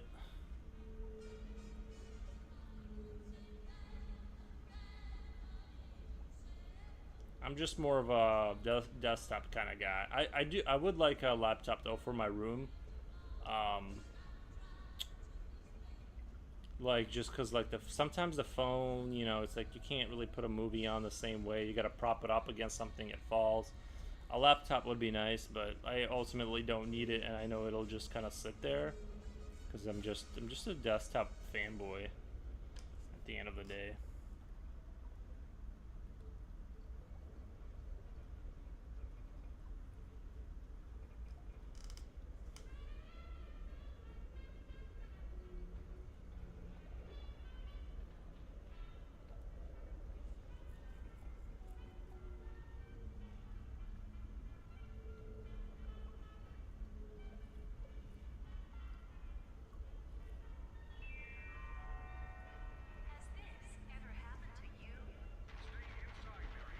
I'll see what's on sale.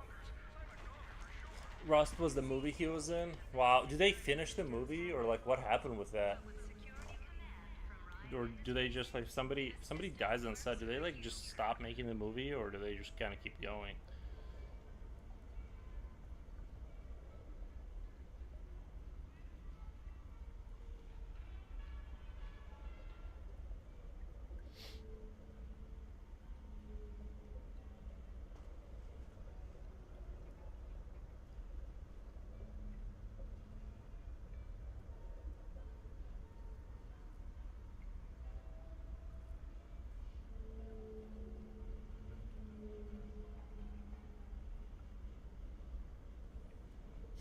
You gotta feel bad for the guy though, like Alec Baldwin or whoever the director was. You know what I mean? Because he's not really like.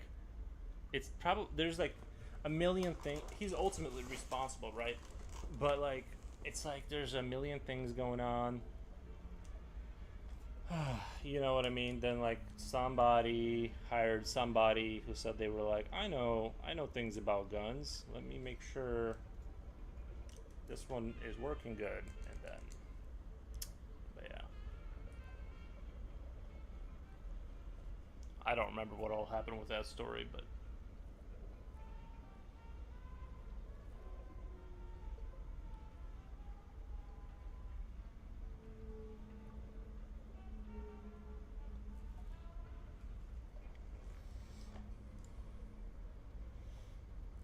I believe the movie was released years later. I don't know the details. Yeah, man, that's rough. You gotta feel bad for the people that are just trying to make movies, and now they're like in legal battles.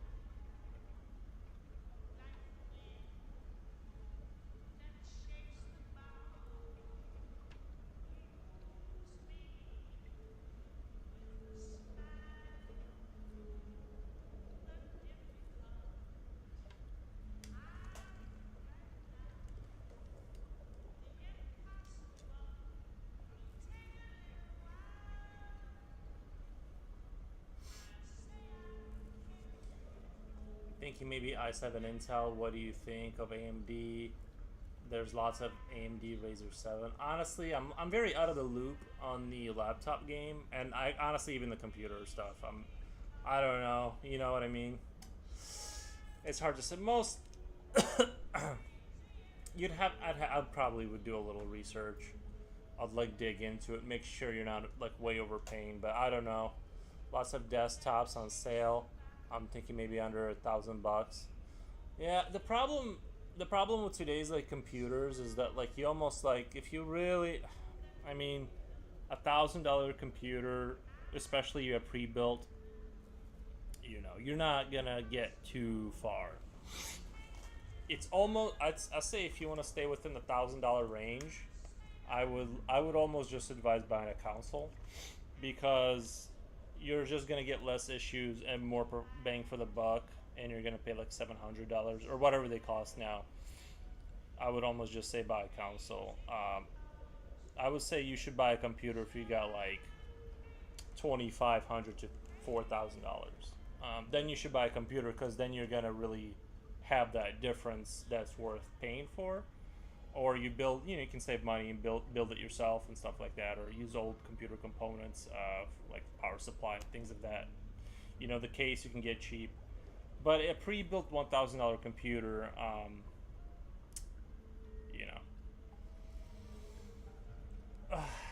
it's hard to say. Like if you just want a laptop, it doesn't matter. But if you're just gonna like use it as a YouTube player, you know what I mean? Like it almost doesn't matter. But if you're gonna get a gaming computer, boy, my advice with computers is just like go all out. Just go all out. Go do some extra overtime. Get yourself that $3,800 whatever they cost now. For like a really decent computer with the latest whatever.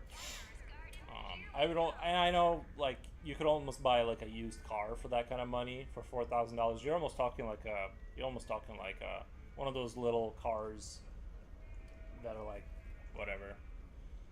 I know, but I don't know. That would be my advice, but that's just how that's the kind of computer person I am. I don't like to buy computers that are like mid-range. I just every 5 years, every 5, 6, 7 years, I just give my old computer to my mom, and then I just like splurge in a new like beastie computer, and then that's how I use that. How do you avoid hunching when drawing? I don't. Or do you think there are segments where you have to lean over to polish details? I think I lean. Decent amount. I don't know. I think my neck has just built up like I've become like a giraffe. I've built up the lean muscles to lean forward. Oh, Leaf, welcome, man. How's it going? How's your day?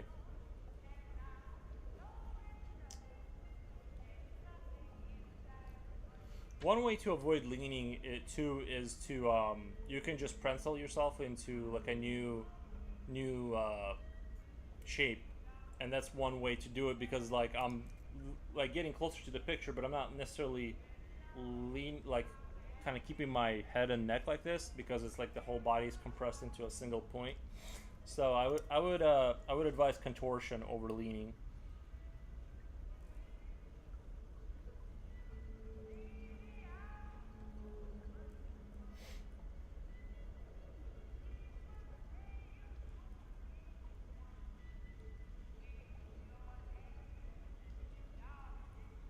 W Fallout Oast. This is the Bioshock ambience, but yes, they do share some of the similarities. I was thinking about like, because I was trying to find like a good Half-Life, Half-Life 2 ambience, but they're all like it's all like that tower propaganda kind of reels, and it just like repeats, and you just hear that siren over and over again, and it's like after about 10 minutes of that, you'd like start to go insane. So I was thinking about like launching up Half-Life 2 and like just kind of doing my own kind of Half-Life 2 ambient kind of thing. Because it has a lot of shockingly good audio, that game. You just have to be willing to go through the game and find those quiet moments where there's a helicopter passing through or something, You just gotta find the time to. I'm thinking about doing it. It's just gonna take me a while. You know how it goes. Speaking of Half-Life 2, did you guys know they made like this like AI revision? Like they made like this couple levels, the prison level and something else, in like updated like with like basically AI skin over everything, and it's like I don't know how to describe it. It looks fantastic from like first glance, even though it like ran like poo on my computer for some reason. Even though I have like it uses like RTX and AI in combo. It's very wild. But there's something like very like I really didn't like it because there's something hallucinatory about it. I felt like I was a patient that kept seeing things out of the corner of my eye, if that makes sense. Like I just kept seeing these like artificial glitches in like especially when you like look at fences and when you stop moving, you can see artifacts kind of like adjusting themselves. And it's like I keep seeing things just shift around like that, and I really hate it. I've always enjoyed like the Source Engine precision, and it has like this very solid look to it. You know what I mean? And then when you slap an AI filter on it, an RTX, it at first glance it looked stunning. Then the longer I played it, the more I just started like feeling like I was just hallucinating, like I was playing a hallucinatory version of reality. And after about like 30 minutes, I'm like, I hope this is not the general direction of development, because like I'm seeing the environment like shapeshift in the background, like legit. It's like very uncomfortable to look at because you're not really sure like of the solidity of the world. Oh, if that makes sense. Everything just feels like muck and gush, even though if you just stand there and look at it at first glance, it looks fantastic. So yeah, Half-Life 2 and AI, I'm not sure I agree. Also, some of the textures that they chose on the walls changes the vibe and the mood of the prison like a lot. It changes the whole dynamic. Um, you associate certain feelings you get with the game, right? Because of the textures.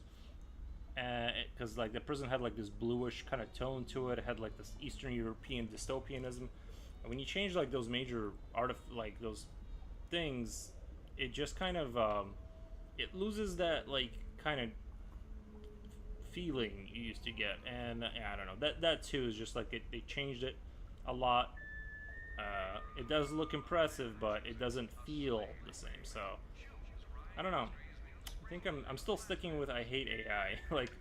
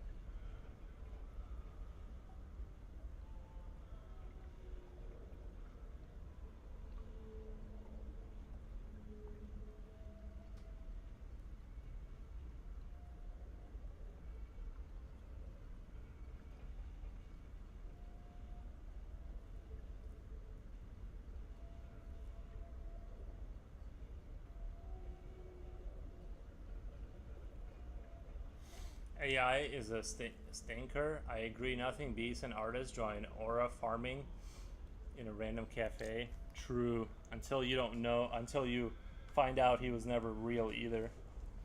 That's why sometimes I joke. I'm like, everyone I met after high school might be fake. I don't even talk to them. They might be a robot already. I don't know.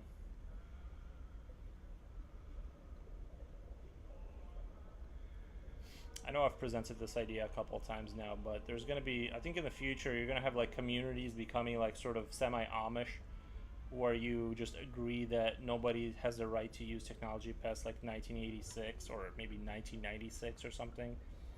And they're going to kind of live that kind of like just bow out and just kind of say we're done with sort of moving forward technologically, that we're just staying here. Good luck with your AI hallucinations. If you enjoy that kind of thing, enjoy your, you know, um, living in a, I don't know, cyberpunk dystopia. But we're just gonna bounce out and just go raise chickens and have like carbureted engines or something. I don't know. Every car will have to be manually operated. Like have a stick shift car for everybody. You know, I'd sign up for that maybe. I still want to stream, so some of the chips and stuff inside my computer are probably not from 1996, but touche, yeah.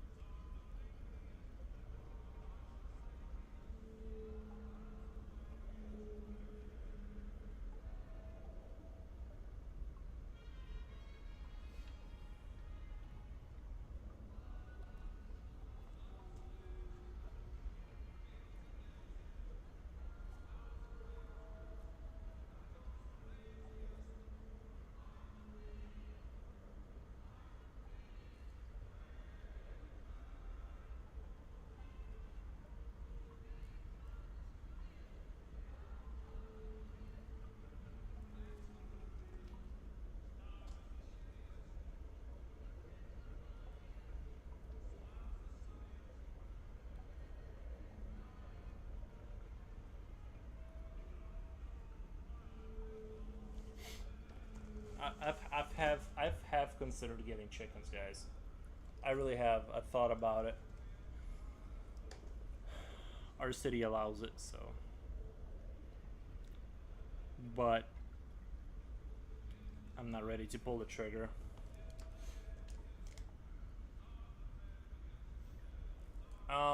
Exactly what is an AI filter? Well, they put like they'll run a game. They'll run the base game underneath what you're seeing. Like if you've seen those like they've had those GTA clips where they would basically like it basically live in live sorry time puts AI textures, like it basically hallucinates reality over the 3D engine. Like they're running the base game underneath, and that's like the grid. Those are like the bones of the program. But on top of that, they are layering a new visual sort of world over that with AI that's, you know, sort of coherently wrapping itself around the 3D objects within that world, and you're seeing something completely new. It's very eerie. It's very uncomfortable to look at always. Sometimes it's compelling because it's so shocking. But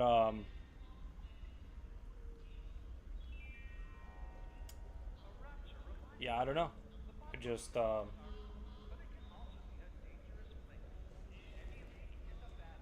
I think for me it's like I almost like rather look at something that is worse, that is consistent, coherent and consistent, than sort of visually striking, but is like shape shifty and weird, if that makes sense. Like I hate that AI can't is like very, for a second you look at a video on Facebook, right, and it's like some AI video, and then it like starts like warping into something else. It's very like I feel like people are gonna go crazy just from that. Like their brains will not be able to handle it.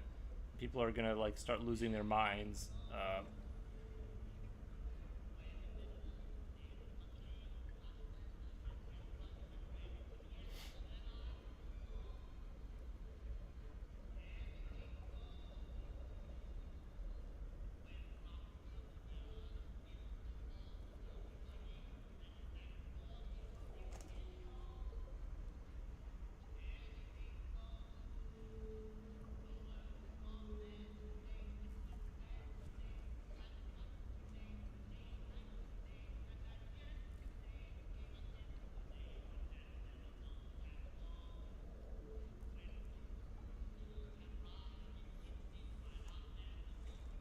Have you ever collabed? How often do you do so?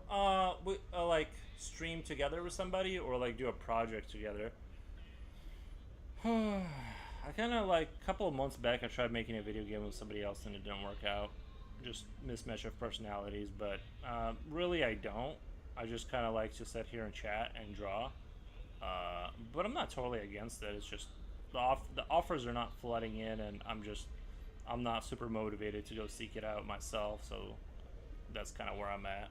I'm not against it, but I'm just also not super excited about the prospects of that.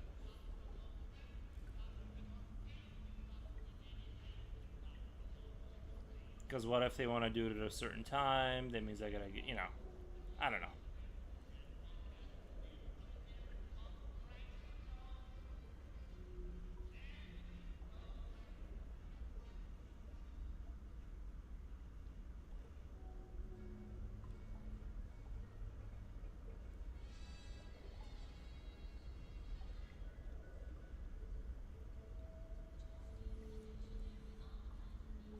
What are your thoughts on graffiti sticker? I don't like graffiti in the streets. I'm kind of I have to clutch my pearls a little bit on that. Like, I don't like when people put up graffiti. Uh, it just doesn't look good, I think, generally speaking. Um, it's like whenever I see graffiti, I get the sense that things are in decline overall.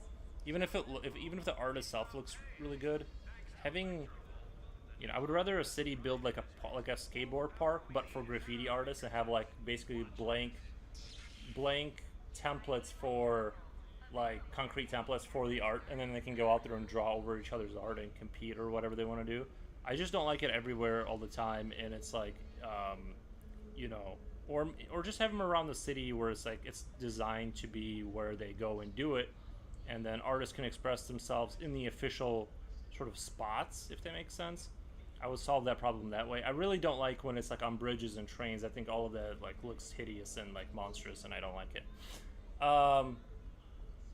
Yeah, graffiti, but I don't not like graffiti art. I just don't like it plastered all over everything. Sticker art, I'm not sure what sticker art is. I think it's probably fine, something similar, but I don't know. I don't have too many thoughts on that. But I'm kind of a pearl clutcher when it comes to that kind of stuff. I just not like a huge fan of it. Well, it being in in places where it shouldn't be, I guess.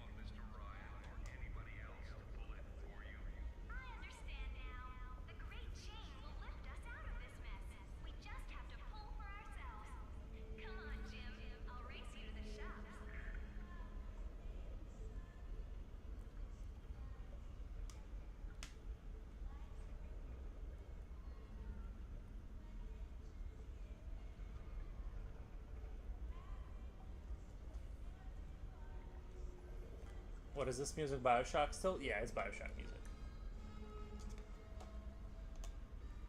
Can you hear it fine? I didn't want to make it too loud or whatever.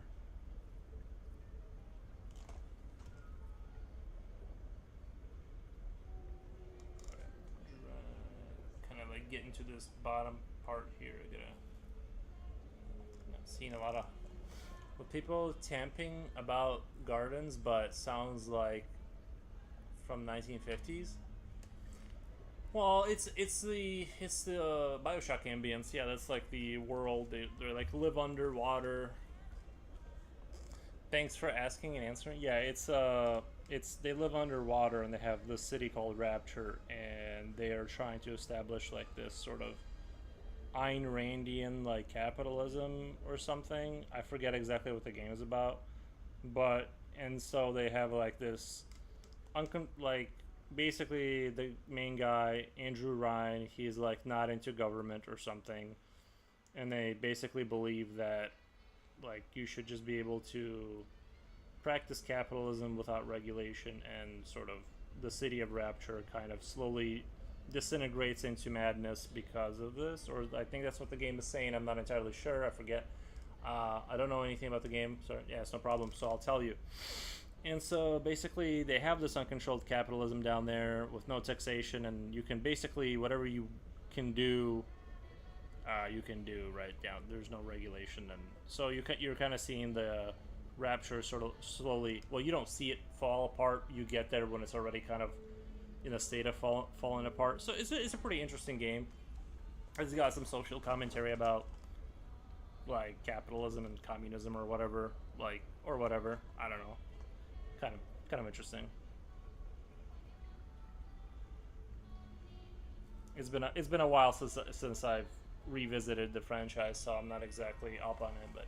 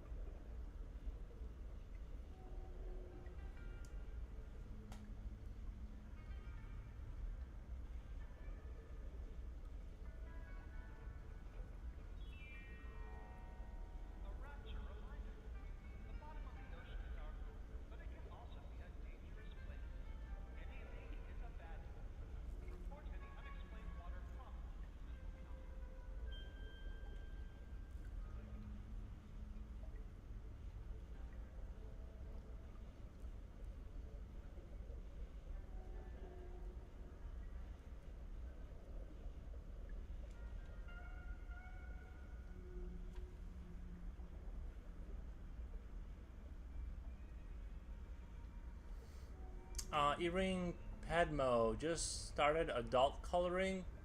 This is another level of skill and talent. What is it? Tell me about adult coloring. I need to know. Can you break that down for me? Because I was talking to my mom. She wants to like stylize. She wants to vectorize my work and like sell it on Amazon as like a book for that. And I'm like, is that a thing? Are you sure people are coloring? But I guess it's the thing, and people enjoy coloring. So I don't know how you would go about vectorizing this and to where like you could color it, but like I don't get like what she's saying. But yeah, like once I get 24 pieces for 24 pages, we're gonna do a print-on-demand Amazon product. Hopefully that'll bring in some income. It's my master plan for making a revenue, like off my art. But if you could tell me more about it, is there a lot of people that are into it, or is it just like I've never heard of it until you and well, my mom told me about it. Ugh, God, why is the keyboard so far away?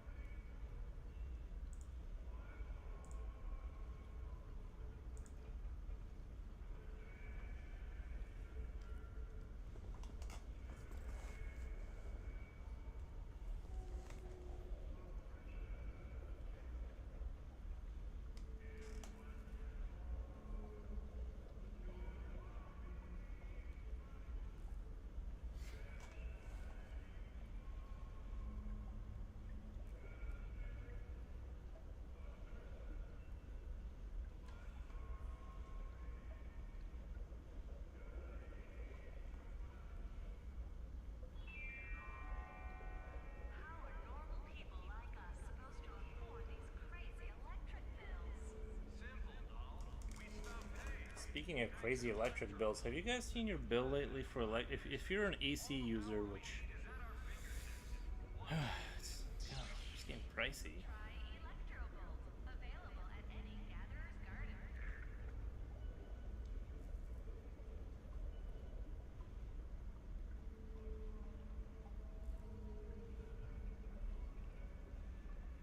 I've been going with the method of using having my body extrude water out of my skin to cool myself off. It doesn't work as well as AC, but it still kind of works.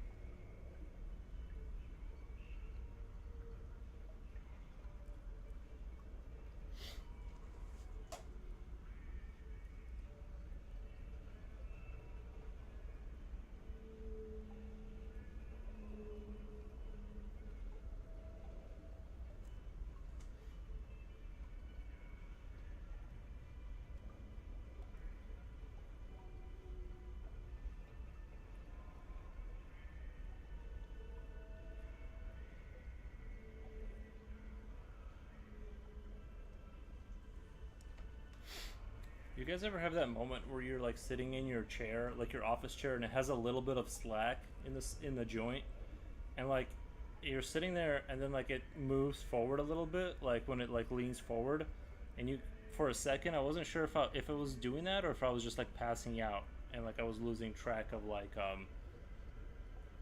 my vertical sense of whatever. Because it's kind of like that thing where you go in the parking lot and the car next to you starts to back out, so you think you like didn't put your car in park or whatever.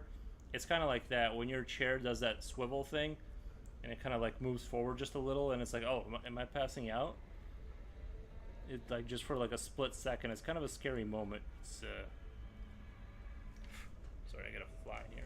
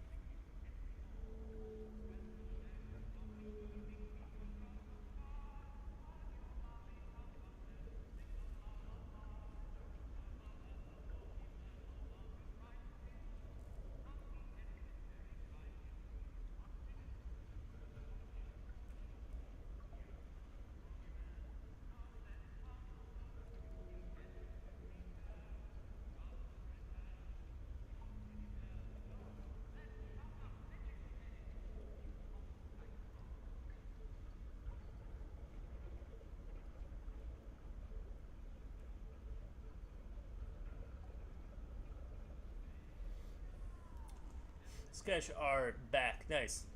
I think it's very epic. I think it's very epic trending right now. I'm not good of explaining, but if you like to check out artists like Kirby Rosanes, Suga Sweetheart, Camellia Direco seems to have themes on their books. I actually fell asleep while studying. I got really worn out studying folds. Uh, Let me check out Kirby Rosanes. I'm just trying to see, like, are they drawing art for like coloring? Is that what they're doing?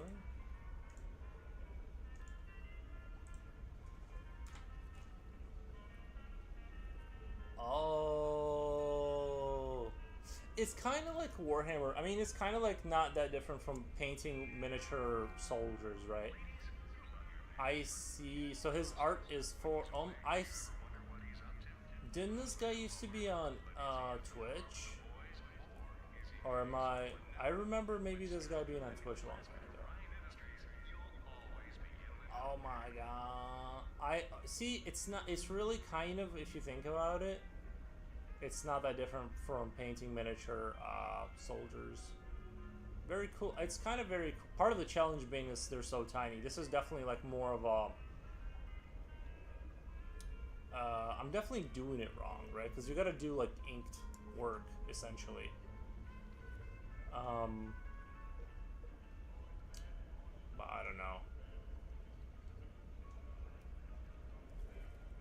Yeah, I'm looking at his work and it's quite stunning. I see why somebody would be interested in this.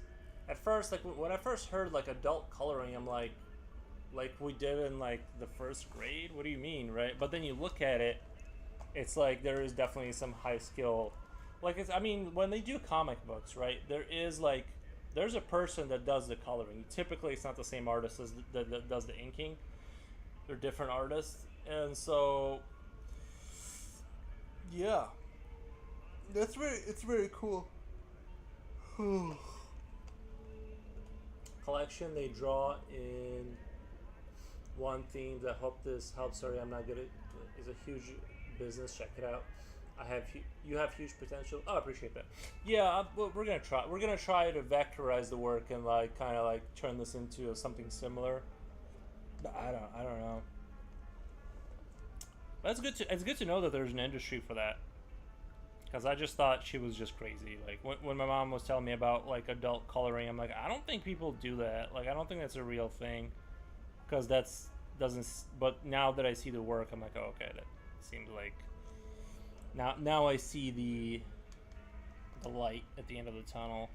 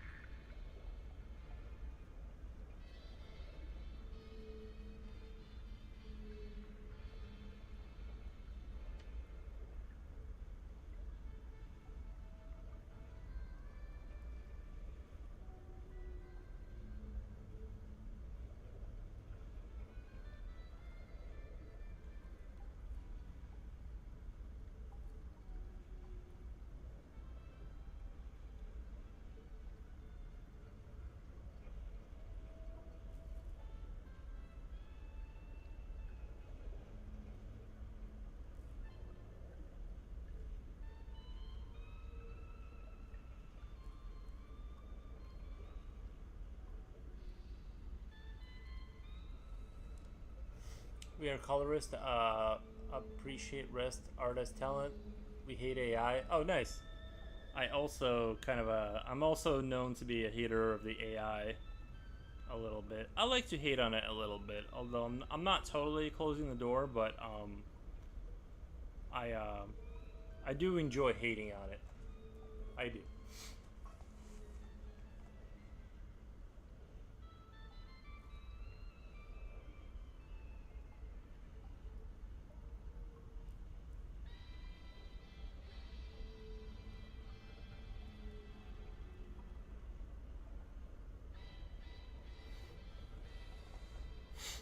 I guess my ultimate critique and hate for it comes out of the fact that like if I created a master work, the AI would then just take it, incorporate it into its own system, and then go, see, I'm better than you. It's like they've made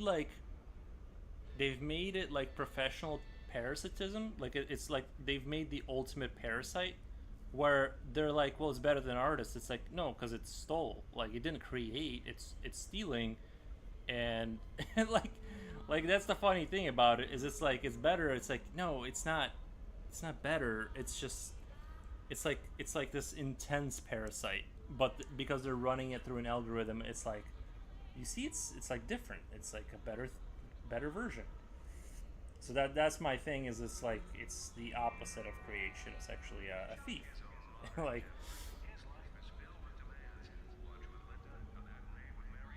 and every time I exert, like if I were to exert harder to create a work of genius, it would just be like take, incorporate, bam, done.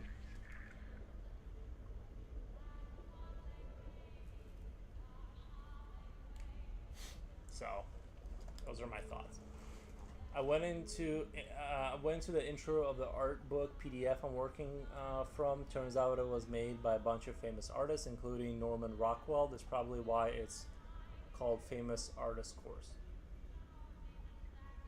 I went I went to the intro of the art book PDF I'm working from. Turns out it was made by a bunch of famous artists, including Norman Rockwell. Oh, okay. Yeah, I do like the folding of the clothing when they like show those Greco-Roman kind of sculptures and they're like standing in epic poses, stoically looking off into the distance, and they got like all those like Romanesque kind of like robes and stuff, and it looks very epic. Yeah, it does look very epic.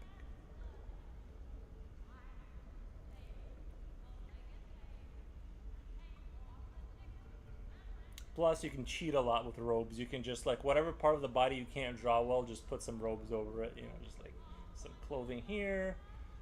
You know,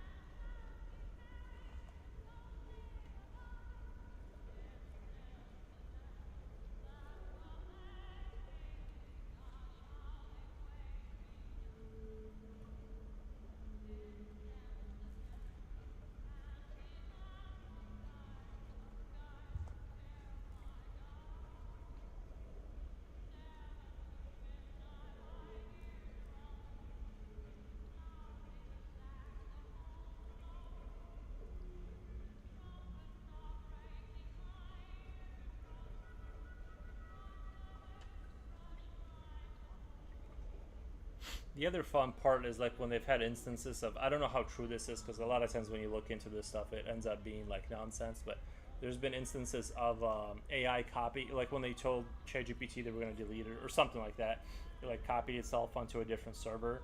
So showing signs of self-preservation, which it's like I don't know how true that is. Like if you were there, like it might have been a protocol that was supposed to be called upon and just accidentally got pulled.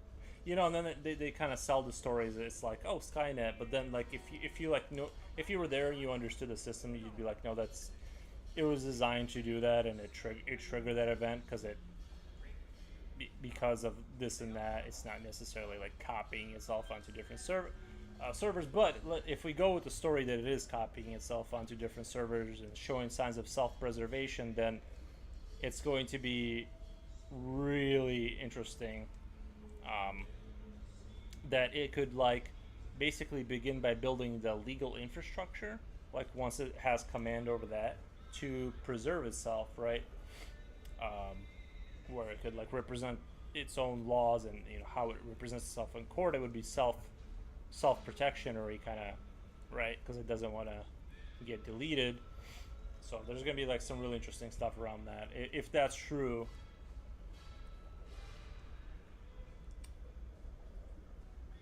Yeah, my work revealed heavily around anatomy. So if I messed a part up, I couldn't hide it because it was the only thing I could do.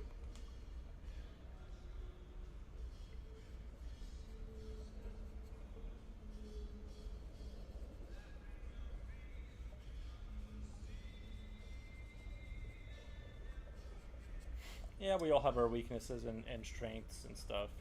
I definitely need to get better at like you know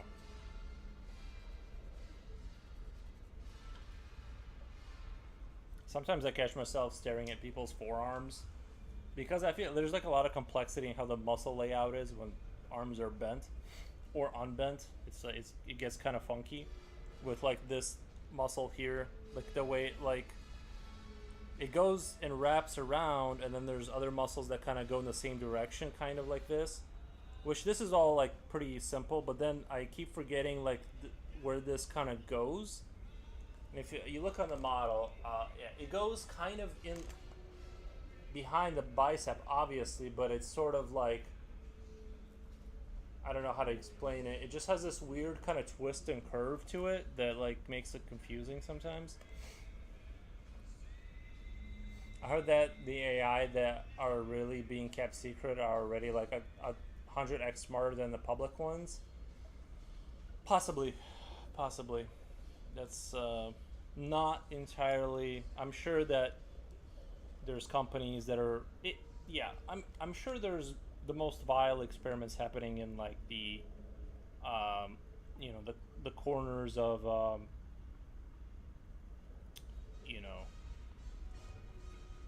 some Fallout style shelter experimental kind of cities. I'm sure all that's happening. There's no way that's not happening. You know.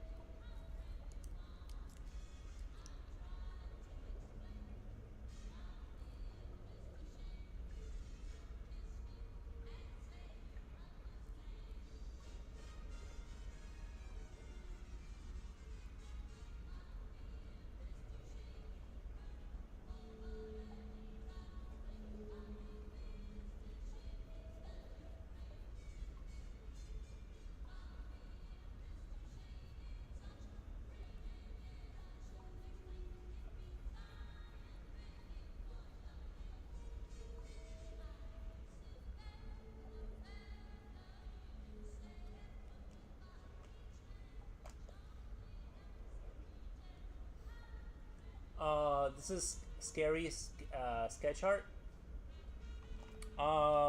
Is it though? I mean, it's just like a birthing chamber. It is, you know.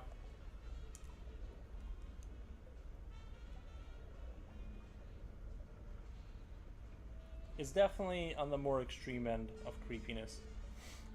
You talking about brachialis muscle leading to the radio brachialis? I don't know what I'm talking. I don't know what they're called. I just know where it is.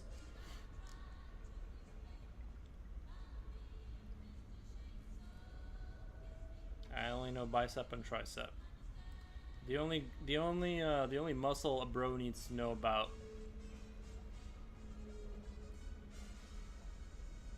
And chest. Sometimes you gotta hit the chest.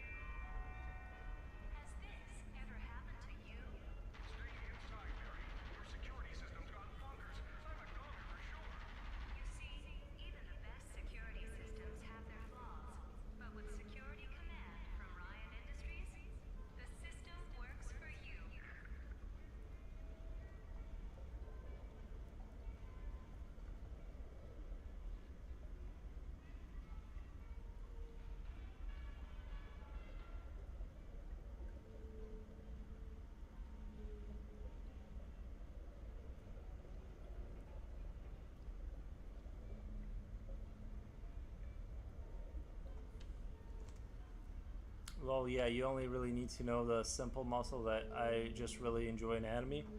I think it's beautiful. You know, it has its own kind of like. It's really weird how the muscular system looks sort of like, I don't know, beautiful. It's weird.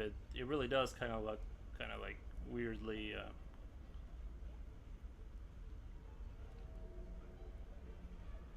cool. I don't know, kind of cool. But yeah, I never like kind of like went into it like that. Like I'm not like I'm not gonna like ever remember every muscle or whatever or every bone. I just kind of need to, you know, remember how to draw it. I'm not gonna like, but that's just me. I'm just not into like.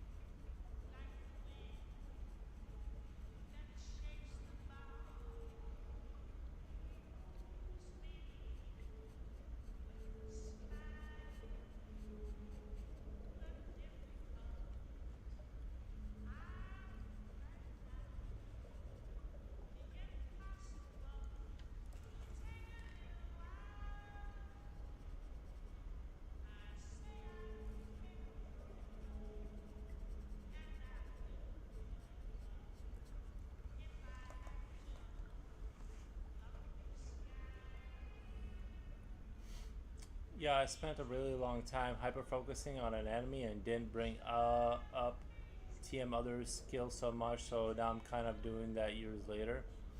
Nice. No, I need to. I think I'm the opposite. I avoided anatomy for as long as possible, and now I'm like kind of like slowly learning it. You know what I mean? And trying to like get it down. I feel like it's like things that take memory are the hardest things. I have the creativity and I can like make things or whatever, render them out. But if you're drawing like a real person, like or a horse, right, with all its weird muscles, that's kind of like to me that's the most difficult part. Not so much the other stuff. But like I said, just different brain types. They just adapt to different things differently. So it's just gonna take me longer to kind of get really proficient at the anatomical stuff. I think it just helps. Repetition helps, obviously, and just practice and repetition and focus. You have to be focused, and you have to like sit there and remember, and then see if you remembered it, and then go back to the original template, copy that again, see if you remembered it, and you do that for hours until you get somewhat proficient, right? Like that's the and it's the most boring thing in the world, and it's frustrating and boring, and you want to like tear your hair out. It's not fun, but your stuff will look better. It will be more compelling.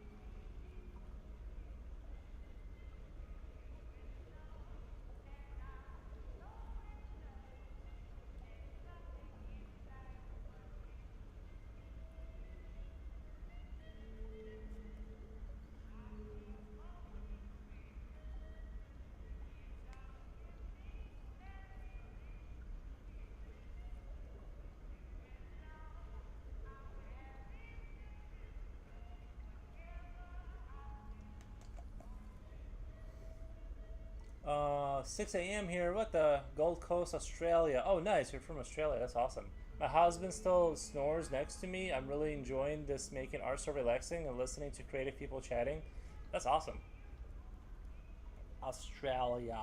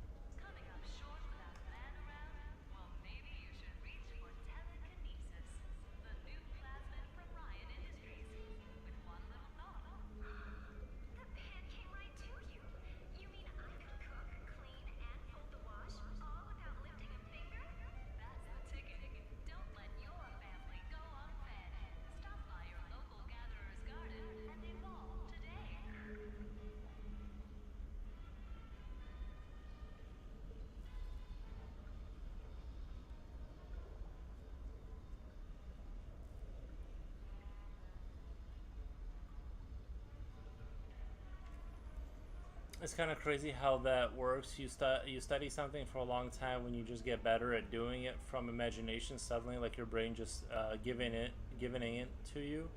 Yeah, yeah, I will do that. It's kind of like having the math problem kind of thing where you're like struggling with it and it clicks.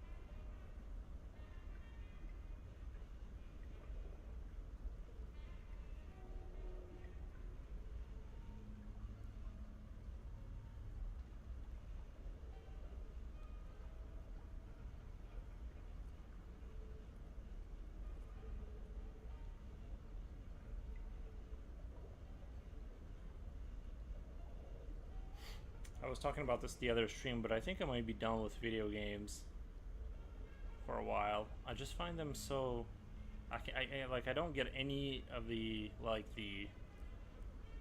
joy that I used to when I played games. I used to be able to play for like 8 hours a day.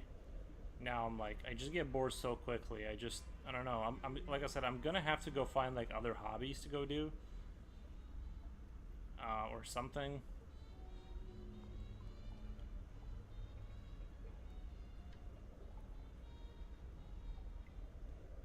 I still theoretically get excited about some games that are coming out, but I just know I'm not gonna play through it.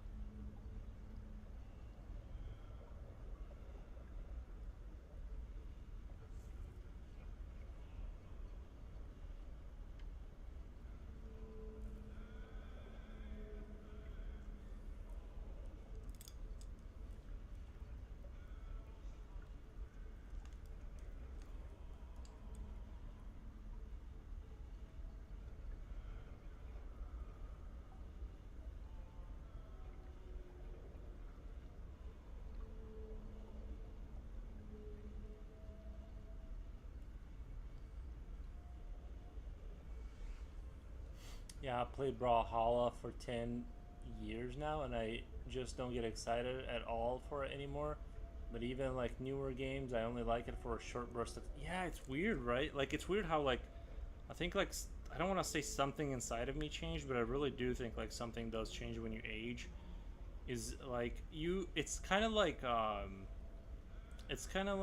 you're a dog and you've seen the trick too many times and you just don't want to chase the ball anymore. Like that, you can't be tricked with the ball kind of throwing anymore. It's like I'll bring it back and you'll just throw it again. It's kind of how I feel like with Path of Exile. I'm like, I know it's an excellent game, but like I just like I could go through the game again, but I've already seen the trick, and I've been seeing the trick since Diablo 2, and and the first person shooters, you get excited a little bit in the beginning with all the running around and shooting. When the population is new and nobody knows how to play the game, you can kind of relax and play it before all the super professionals get on there and they start just dominating. You have those couple of months where the game is fun, but then it fizzles out, and now I don't even bother.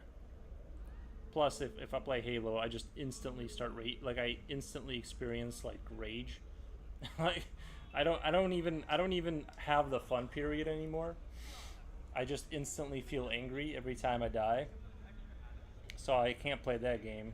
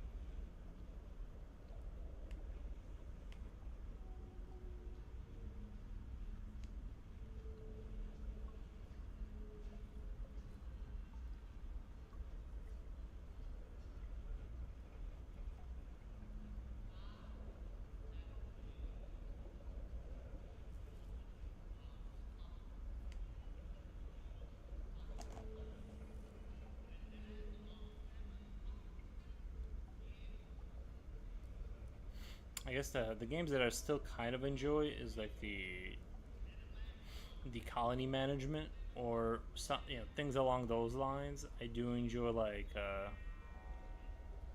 that a little bit.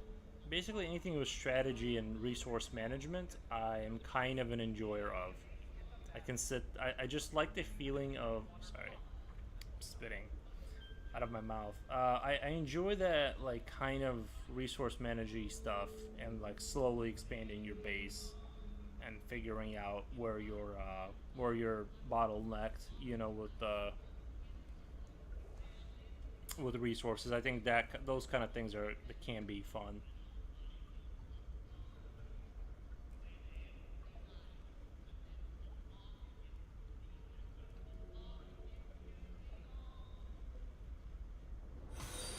Oh my god. Narwhale, thank you for the follow. Guys, if we can just get one more, I think I need like one more follow for 800.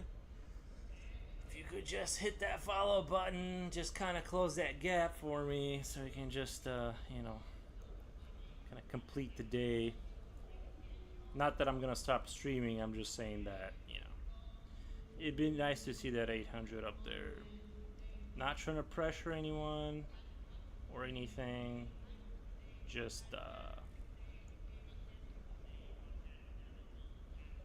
regardless, I appreciate the follow. Yeah, like Kingdom Management or Colony Builder games, I like those as well. Oh my god, they're so good.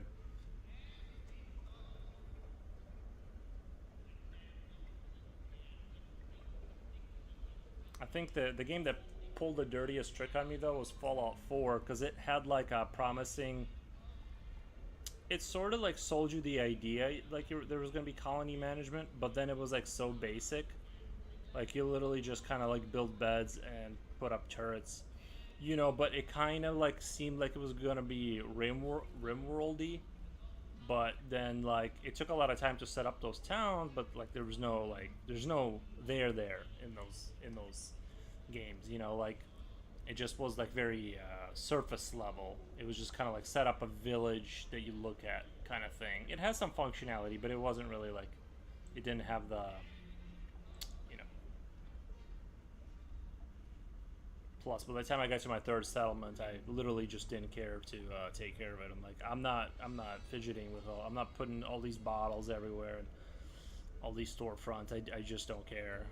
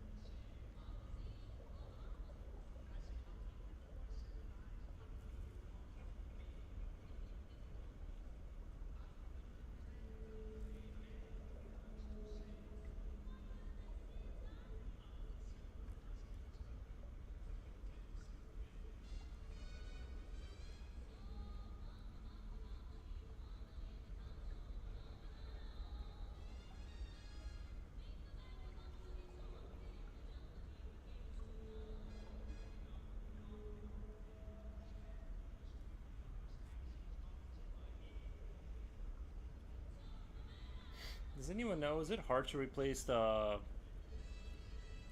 blade, not the blades, but like your fans in your video card? Because mine are like making a noise. Like, I wish I could like. I wish I was like. I have tiny screwdrivers, but I'm just not. I'm kind of nervous about actually removing parts from a video card. But kind of want the noise to stop too. A combination of room world mechanics and Fallout graphics and first-person perspective would be amazing. Well, there's a lot of things. Oh my god, imagine this, dude. This is what you want to know the game I actually want? You want to know what game I actually want? Okay. So it's a little bit high concept, right? Imagine, by the way, Mr. Nubs is still alive and with us. We're still gonna slowly utilize him. Basically, here's what I want for my video game, right? This is my dream. Imagine like Minecraft, right? So just imagine Minecraft with better graphics. Like maybe the cubes are they're like 1/4 of the cube, so you have like more detail. And You there was a there was this really interesting industrial mod, like a Factorio-esque industrial mod, where you built not like sort of goods, right, in the universe. And once you built certain goods, you could build other goods and things of that nature. And sorry, it's getting really tough to sharpen this. Once you've built those goods, you could continuously build more complicated things within Minecraft. Now, that's all well and good. There's been Factorio games, right, built. That's all awesome. How about a game like I want it to be where you have other players on other planets and maybe your own planet, and you all specialize in manufacturing of like a certain thing. Like maybe you just focus on cutting down trees and making a particular type of wood for the industry, and you go to your local space trade station.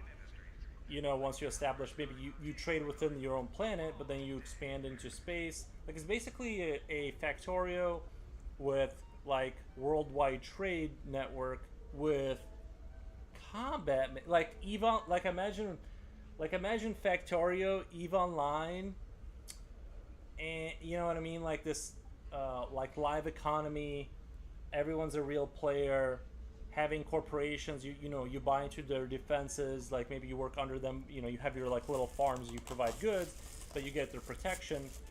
Like a game like that would be like really, really compelling. That's what I actually want, is a game like that. I know I'm basically asking to replicate reality, like, but I want it to not be as like realistically. Even if I started a business and worked really hard, I'd build like I don't know, some shoe store, right? I don't know. Like I'm sure like now like more clever people can build like within a lifetime build like an empire. I'm just not one of those people. I'm more like artistic and autistic a little bit, but like for the people who can, it's just like it's gonna take too long. I basically want like a multi-galactic simulation with a real-time economy, Factorio, intergalactic combat. Just throw all that in there, kind of, and just call it, and have legalized marriage within the game. Like you literally legally marry people. That would probably be a huge project, but an amazing one. Yeah. That's all I'm asking for, is just everything. Just make a game that has like all of those things, but better than it's been done ever before. And then I'll come back to gaming.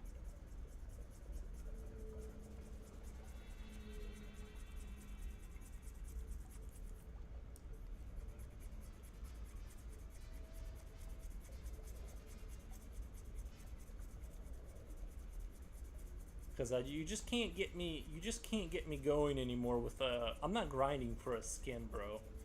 I need manufacturing power. I want to expand my territory, you know what I mean? I want to be able to influence the economy by selling too much wheat on the market, dropping the prices, and destabilizing like colonies that are maybe they're oversaturated with only wheat production, and you sell a bunch of oil and wheat, and you drop you drop oil prices and wheat prices, and all of a sudden, or maybe stop selling oil and raise those prices, and now they can't manufacture because they're highly reliant on oil for their production. And then you drop a bunch of you sell off a bunch of stocks of whatever, and all of a sudden you're basically bankrupting all these other people's companies, and then you go in and you buy them for cheap, like stuff like that, outside of just having like direct armada combat, which is it's a little stale. Things like that would be fine. I know I'm asking like for a lot here, but like just make it happen. Somebody that like can do that, just go make that a reality. I don't have the technical knowledge or the ability or the desire to work that hard, but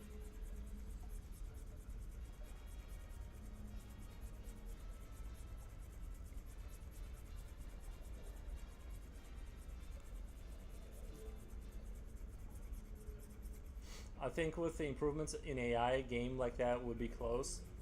Oh, you're saying like it's maybe if we get to a point where we're using our own processing power of our brain to like render out that reality, And let's say the only thing you need is a certain amount of people to stay within it to like maintain its sort of integrity and architecture. So you have like, you know what I mean? Like as long as you have like over 1,000 players, like when you go to sleep, you're in the game, basically in that game world, like using your own brain power to upholding like the integrity of it and stuff like that. And then like that would maintain it, and then the AI would come in to help out with the graphics and stuff, just to kind of like, yeah, I think something like that would be kind of cool.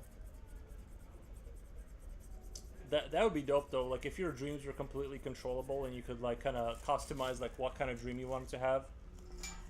You know, I think that would be worth a lot of money. If instead of like getting a random, you know, hallucination with like some sort of grimdark nightmare every once in a while, you could always have the experience you wanted. I think people would pay a lot of money for something like that.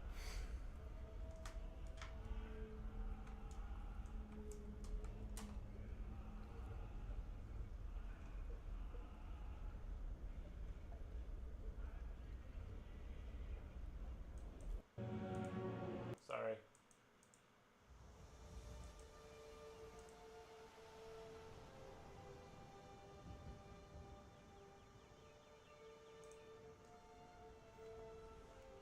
But yeah, that's kind of how I see the future.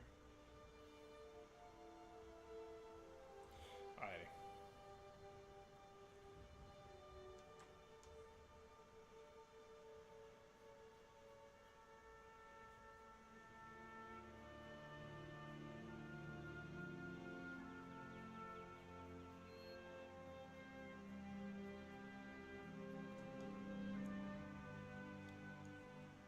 I actually like my dreams a lot. Ton of fantasy stuff goes on in my dreams. Dude, I get I had like I was talking about the good one I had. It was like I had a dream where I was flying in a fighter pilot, like a modern jet fighter, but it was like converted for civilian kind of like flying, right? And that was the entire dream. It was very coherent, and like there was all, you know, just basically it was a good dream, just without any kind of weirdness. Very coherent and consistent, right? This wasn't one of these fever dreams where things shapeshift and you're like in, you know. But sometimes, you know, I rarely get those kind. It's usually like these weird dreams where you're like, not, you know, they're just sort of like murky and weird and like uncomfortable, and I'm like, they're always kind of like that half the time. So I'm just like, if I could just get rid of those and get more like cool dreams, that'd be dope. And the airplane one was definitely like one of the ones where I had no idea that it was a dream the entire time. Like it really felt like reality was happening.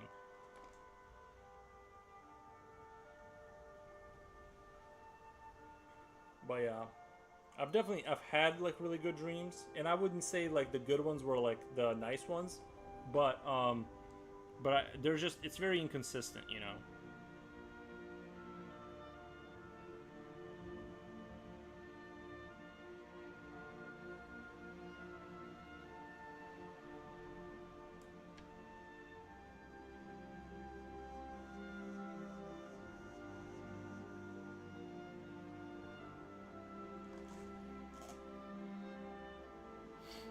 I guess a lot of the weirdness is kind of reflected in my art too, so I don't know. Maybe that's just what it is in there.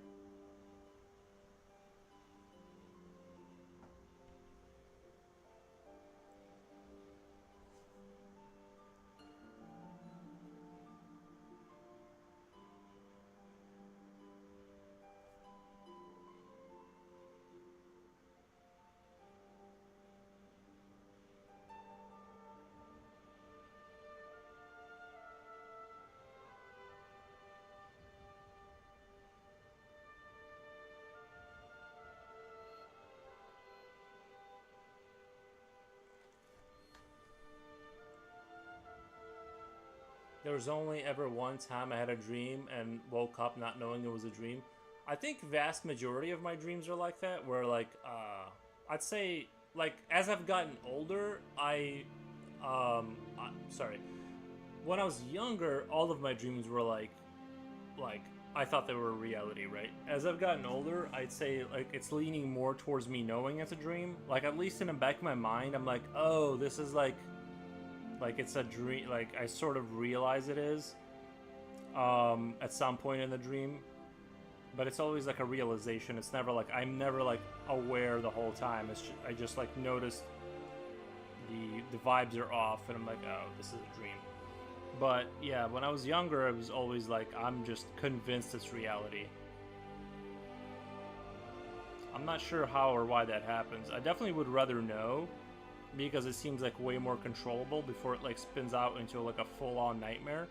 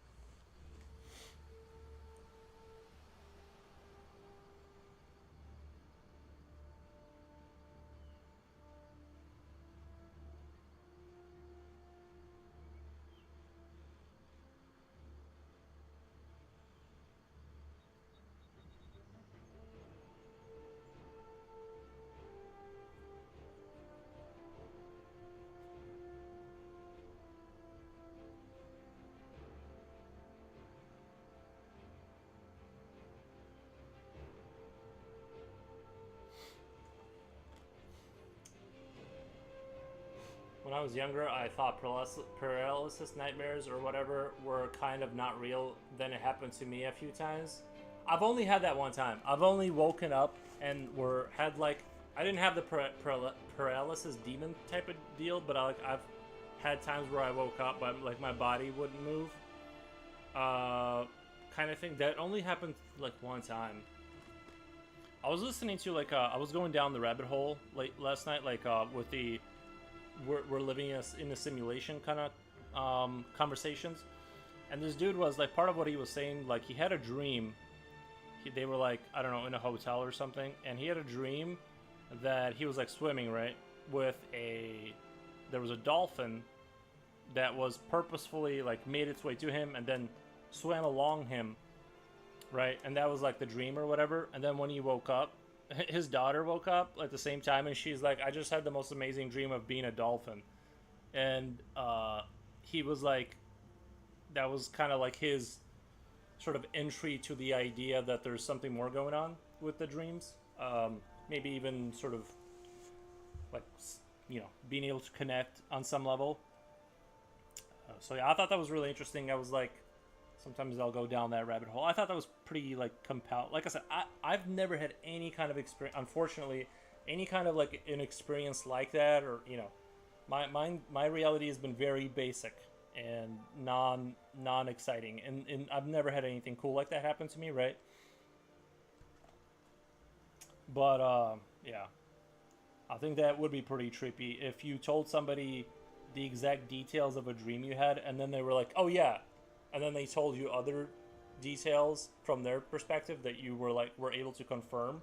I think if you were able to run enough tests like that, where you were trying to consciously get inside of someone's dream and they were into yours, and you could find parallels enough to say, there's something more going on here than our brains are just generating hallucinations while we're resting. I think that would be like very interesting.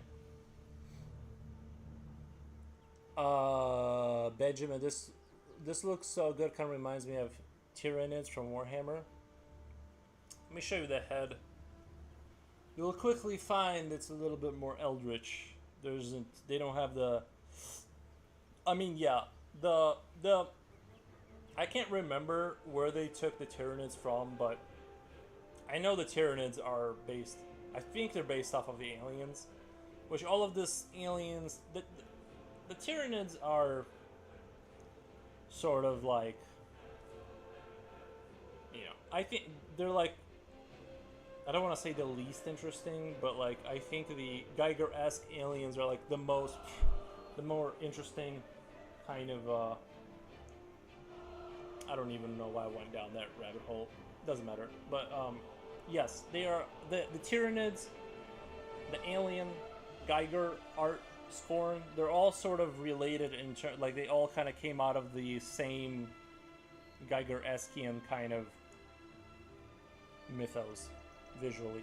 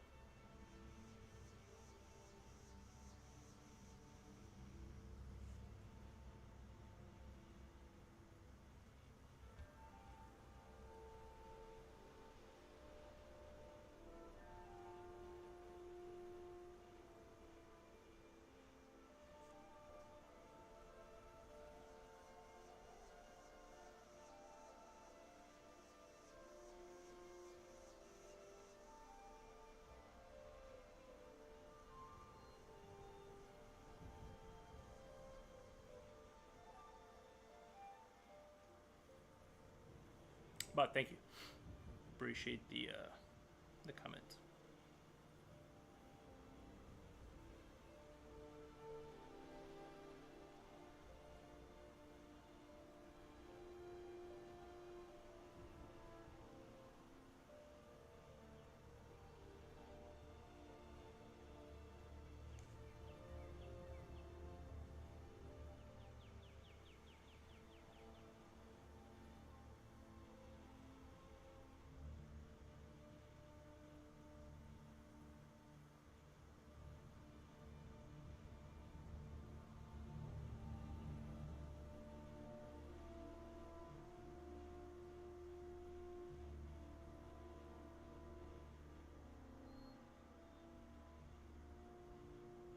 Oh, the ridges on the arms. I know what you're talking about. Yeah, yeah, they got those like, they got those ridges on the arms and the head and stuff. Okay, I see it now more.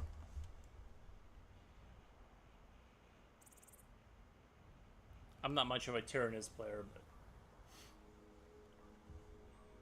nor am I really a player of Warhammer. But I am I'm loosely aware of it, and I do paint them. I just kind of don't play.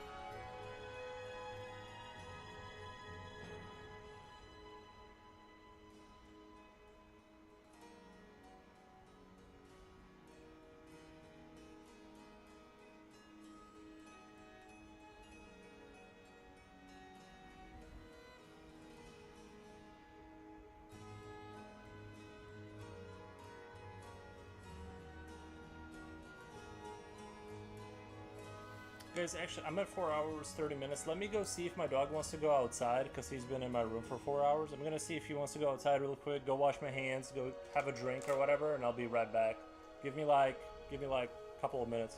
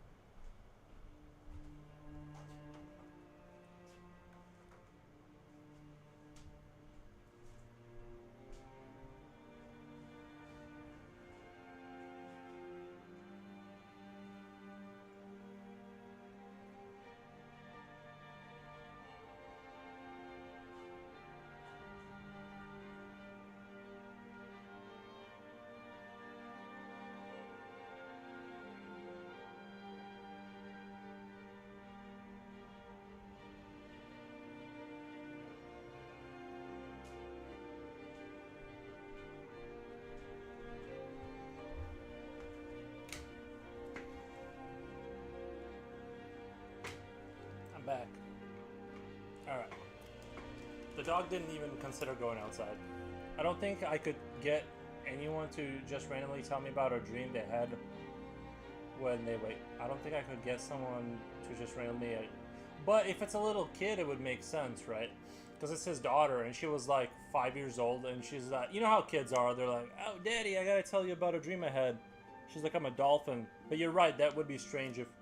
I mean, I guess like if you live with somebody, it would kind of like make sense to be like, if you had like a really vivid dream, you'd probably like mention it at least. If you kind of had a slow morning, you'd be like, you wouldn't believe what I just went through. I'm gonna actually skip.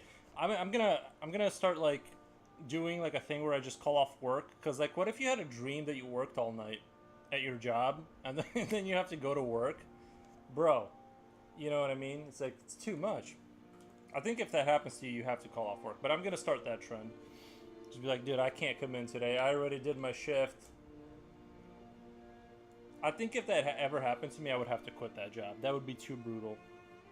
But I could see a 5-year-old just being like, just kind of babbling about their dream, saying how she was a dolphin, and it's like, yo.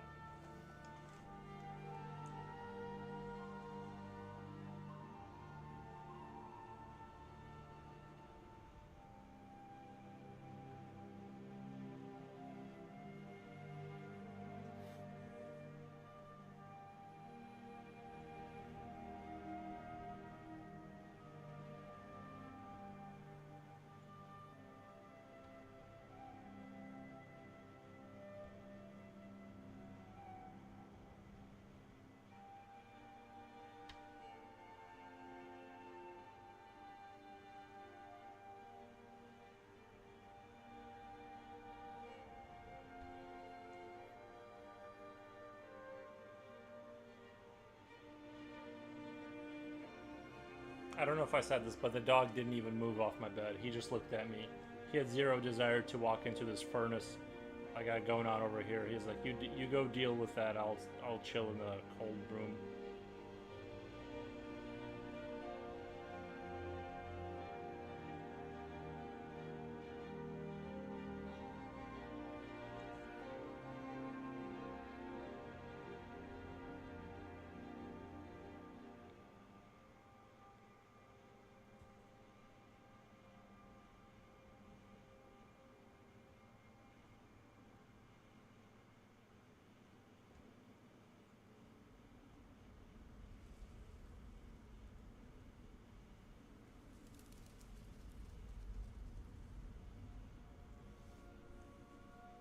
If I had a dream I worked a shift and woke up, I would either mean I love that job or need to quit. Yeah, for me it was always I need to quit. That was the message.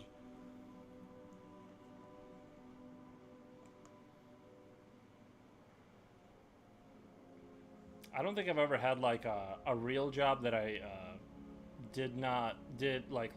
Sorry, I know some people do find that, and I'm super happy for them. It's the same people that say they enjoyed going to school. They share the same DNA probably, but for me, I just hated having a real job. Especially the customer servicey related ones, bro. Just end me right now. Just delete me.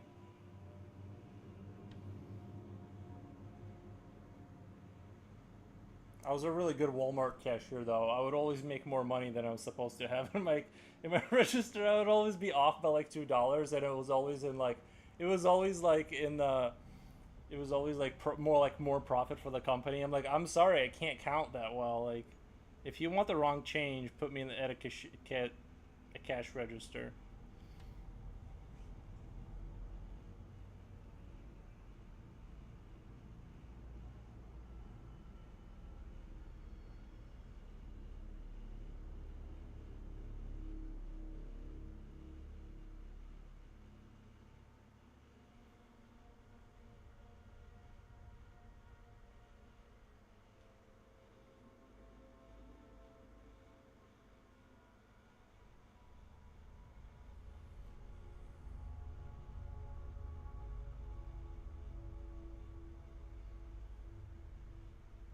Actually, looking back on it now with the perspective of being alive for 35 years, when I was 15 and like washing dishes, that actually wasn't a terrible job, as I thought at the time. You're kind of left alone to just do your job, which is the most enjoyable type of work for me.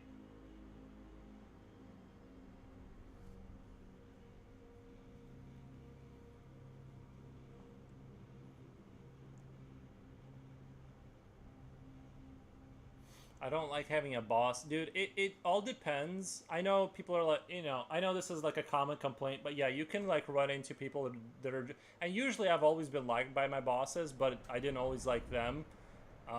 But yeah, having a boss is kind of like a coin flip. You can get like really, you can, it's not super fun, especially if you're like fiercely independent type. That has a boss and I can't get through to any of them and I'm replaceable. Yeah, one company I worked for, we had like super management bloat. Why I think creative jobs are more appealing. Yeah, I think like a lot of times like they won't like we had like let's say high turnover, right? And then they try to fix it with more layers of management. They thought they just needed to like manage us harder, and it's like, bro, people are just leaving. Like you don't understand. They don't care. They're just walking out the door. Like you don't. They're not gonna like care if you have like more bloat in between me and the guy I need to talk to. It was like really annoying. But the fundamentally, it was the technology we were using to do what we needed to do that was a problem. It was just like way too difficult to have consistency in the manufacturing process. So you just couldn't consistently produce anything, and you just would get frustrated and leave, or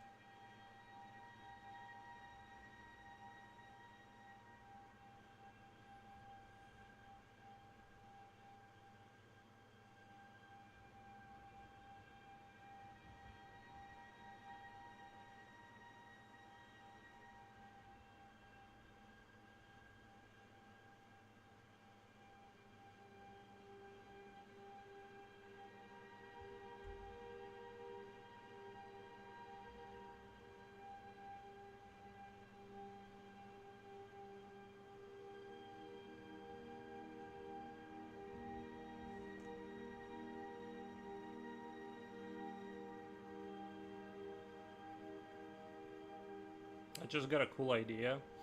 I want to draw like a futuristic space battle scene with like something reminiscent of like Space Marines fighting in an epic battle, and then just title the picture "A Habitable Planet."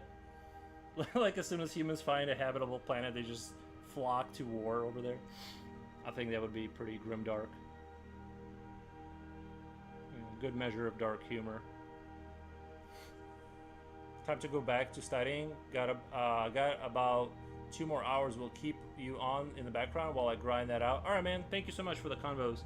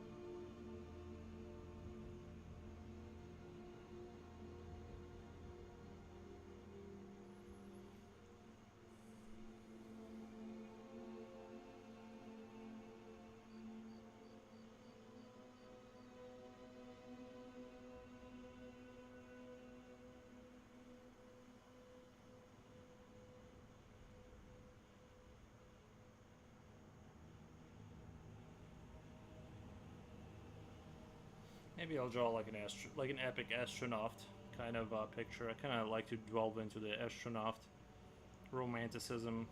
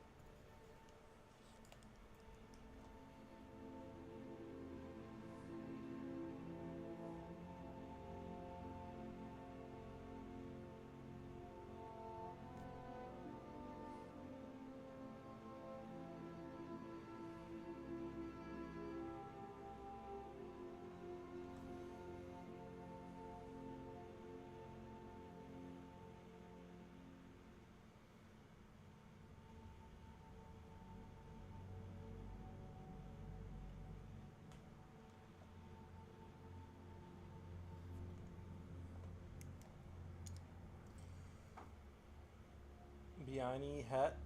Awesome drawing. Thank you. I appreciate that.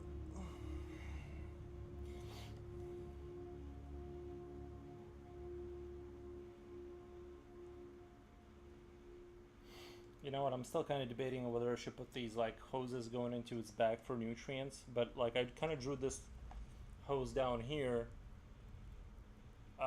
with like some kind of like liquid thing going through. I'm kind of thinking of doing that here, is just having translucent kind of hoses going off into nowhere and delivering like a nutrient goo into its body for sustenance.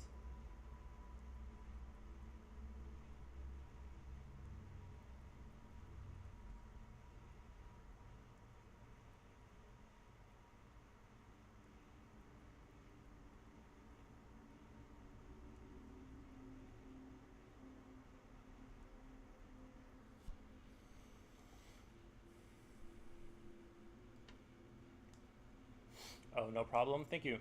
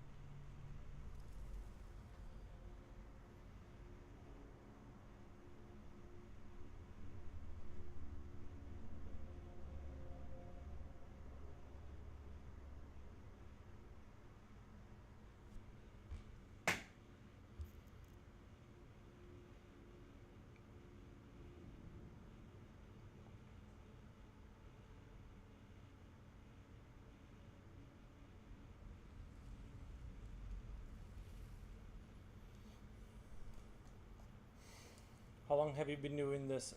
Been doing art for? Oh, I mean, forevers. I don't know. I've been drawing like on and off my whole life.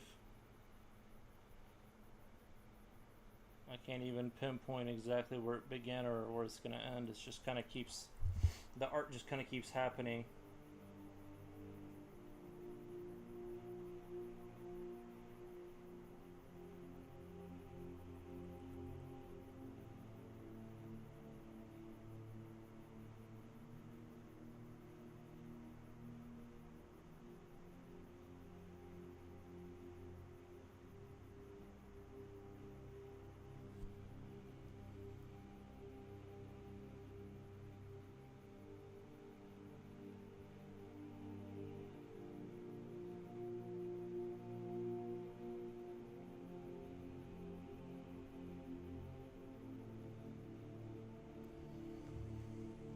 Nice. Yeah, I agree. Yeah. It's just a constant process. But I've been drawing since I was a kid, you know, just kind of a drawing enjoyer.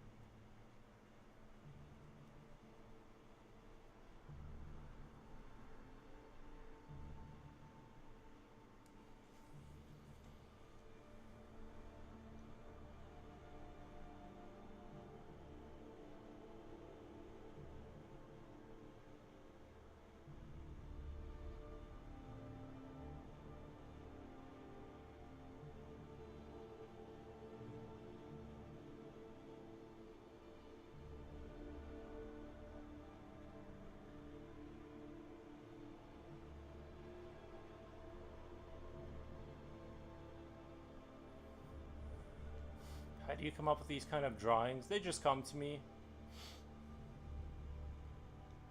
Sometimes they morph into what they are, sometimes I have a distinct vision.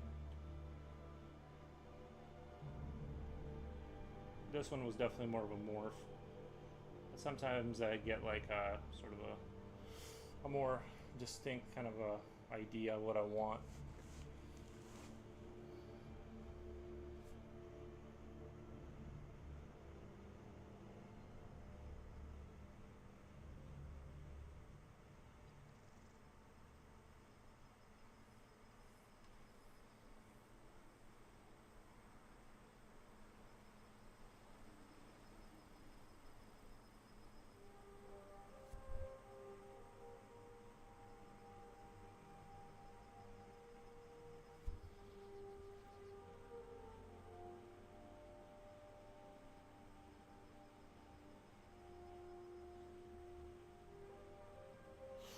Usually these the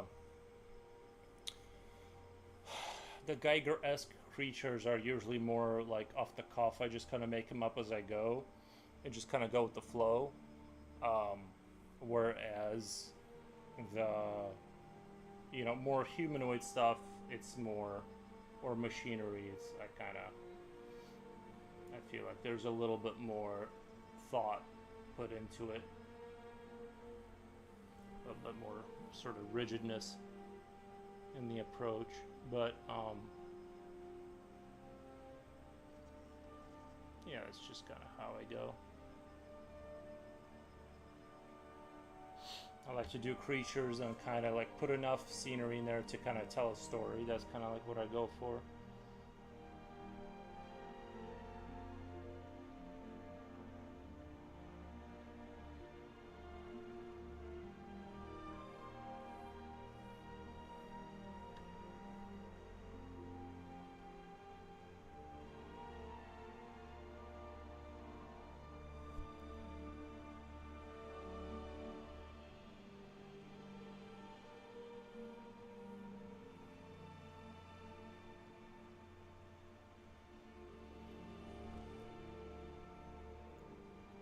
Can you draw Mona Lisa next, if possible? Probably not. It's just not in my sphere of interest.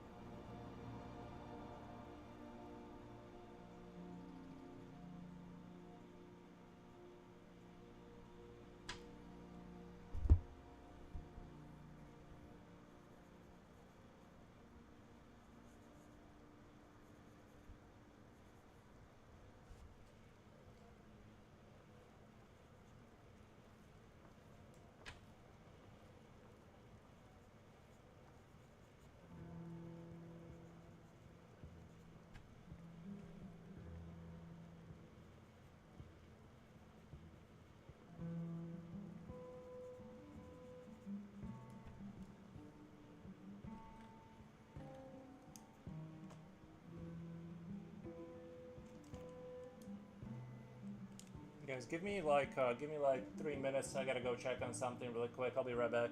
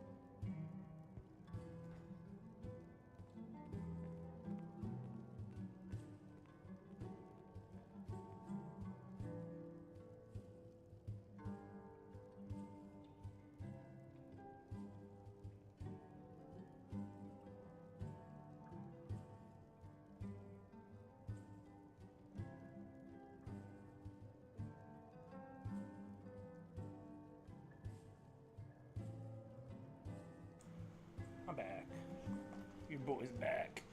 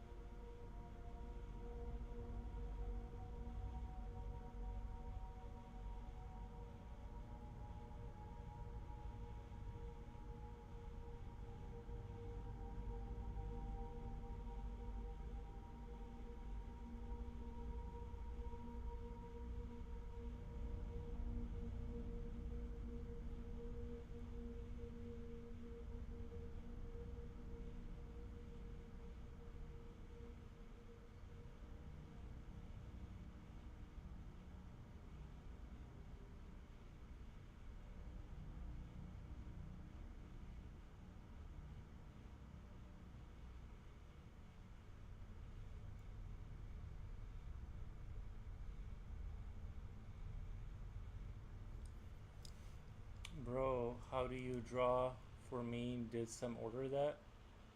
DM Limo. Bro, who do you draw for? I mean, did someone order? Oh, no, I'm just coming up with something interesting. It's just my own fantasies. But thank you. I appreciate the nice comments.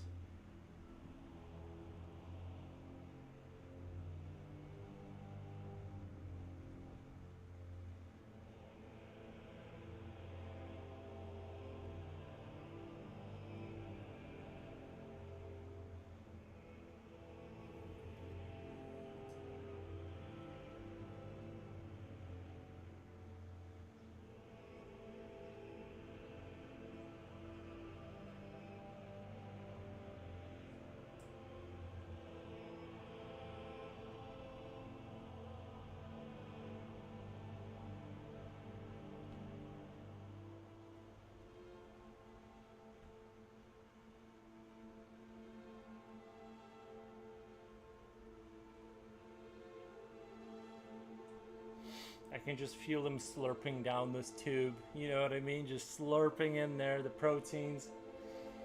You need a lot of protein to breed millions of children.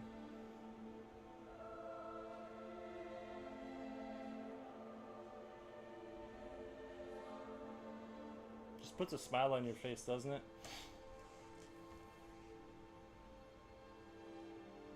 A healthy brood mother for the hive. It just gives you that feeling of warmth inside.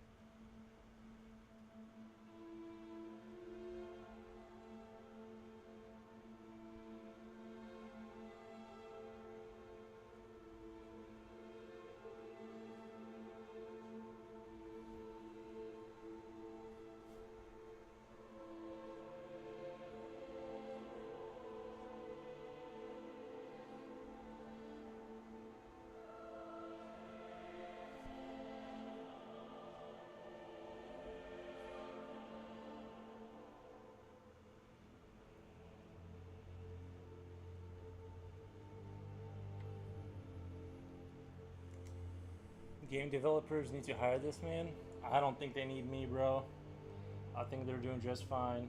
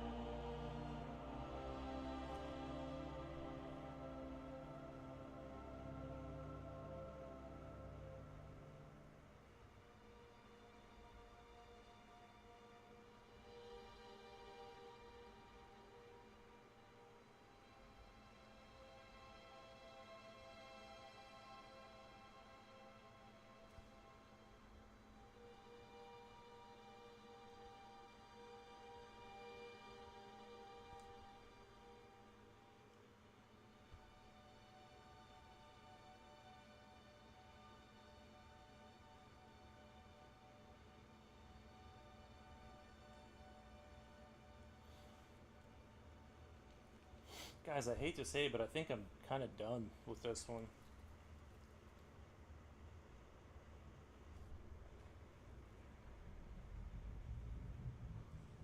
I think I'm done. I'm just gonna do a little zoom out, just to kind of show you more. Oh my god, she's so beautiful. Look at how beautiful she is. So full of potential. Millions of drones will be created for the Empire. Alright. I'm guessing you guys are excited as I am to see the progress. But unfortunately, this is just a picture and we can't see the full thing. But yeah, I like it. Maybe I should darken this up a little bit more here.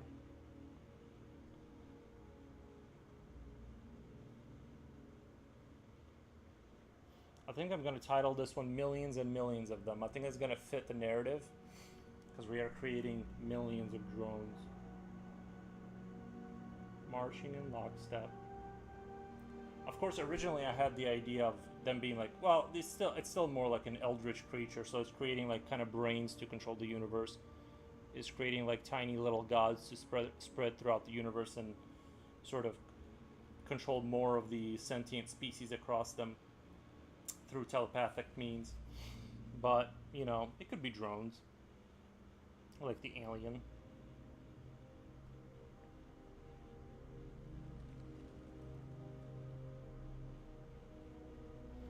Every colony needs workers.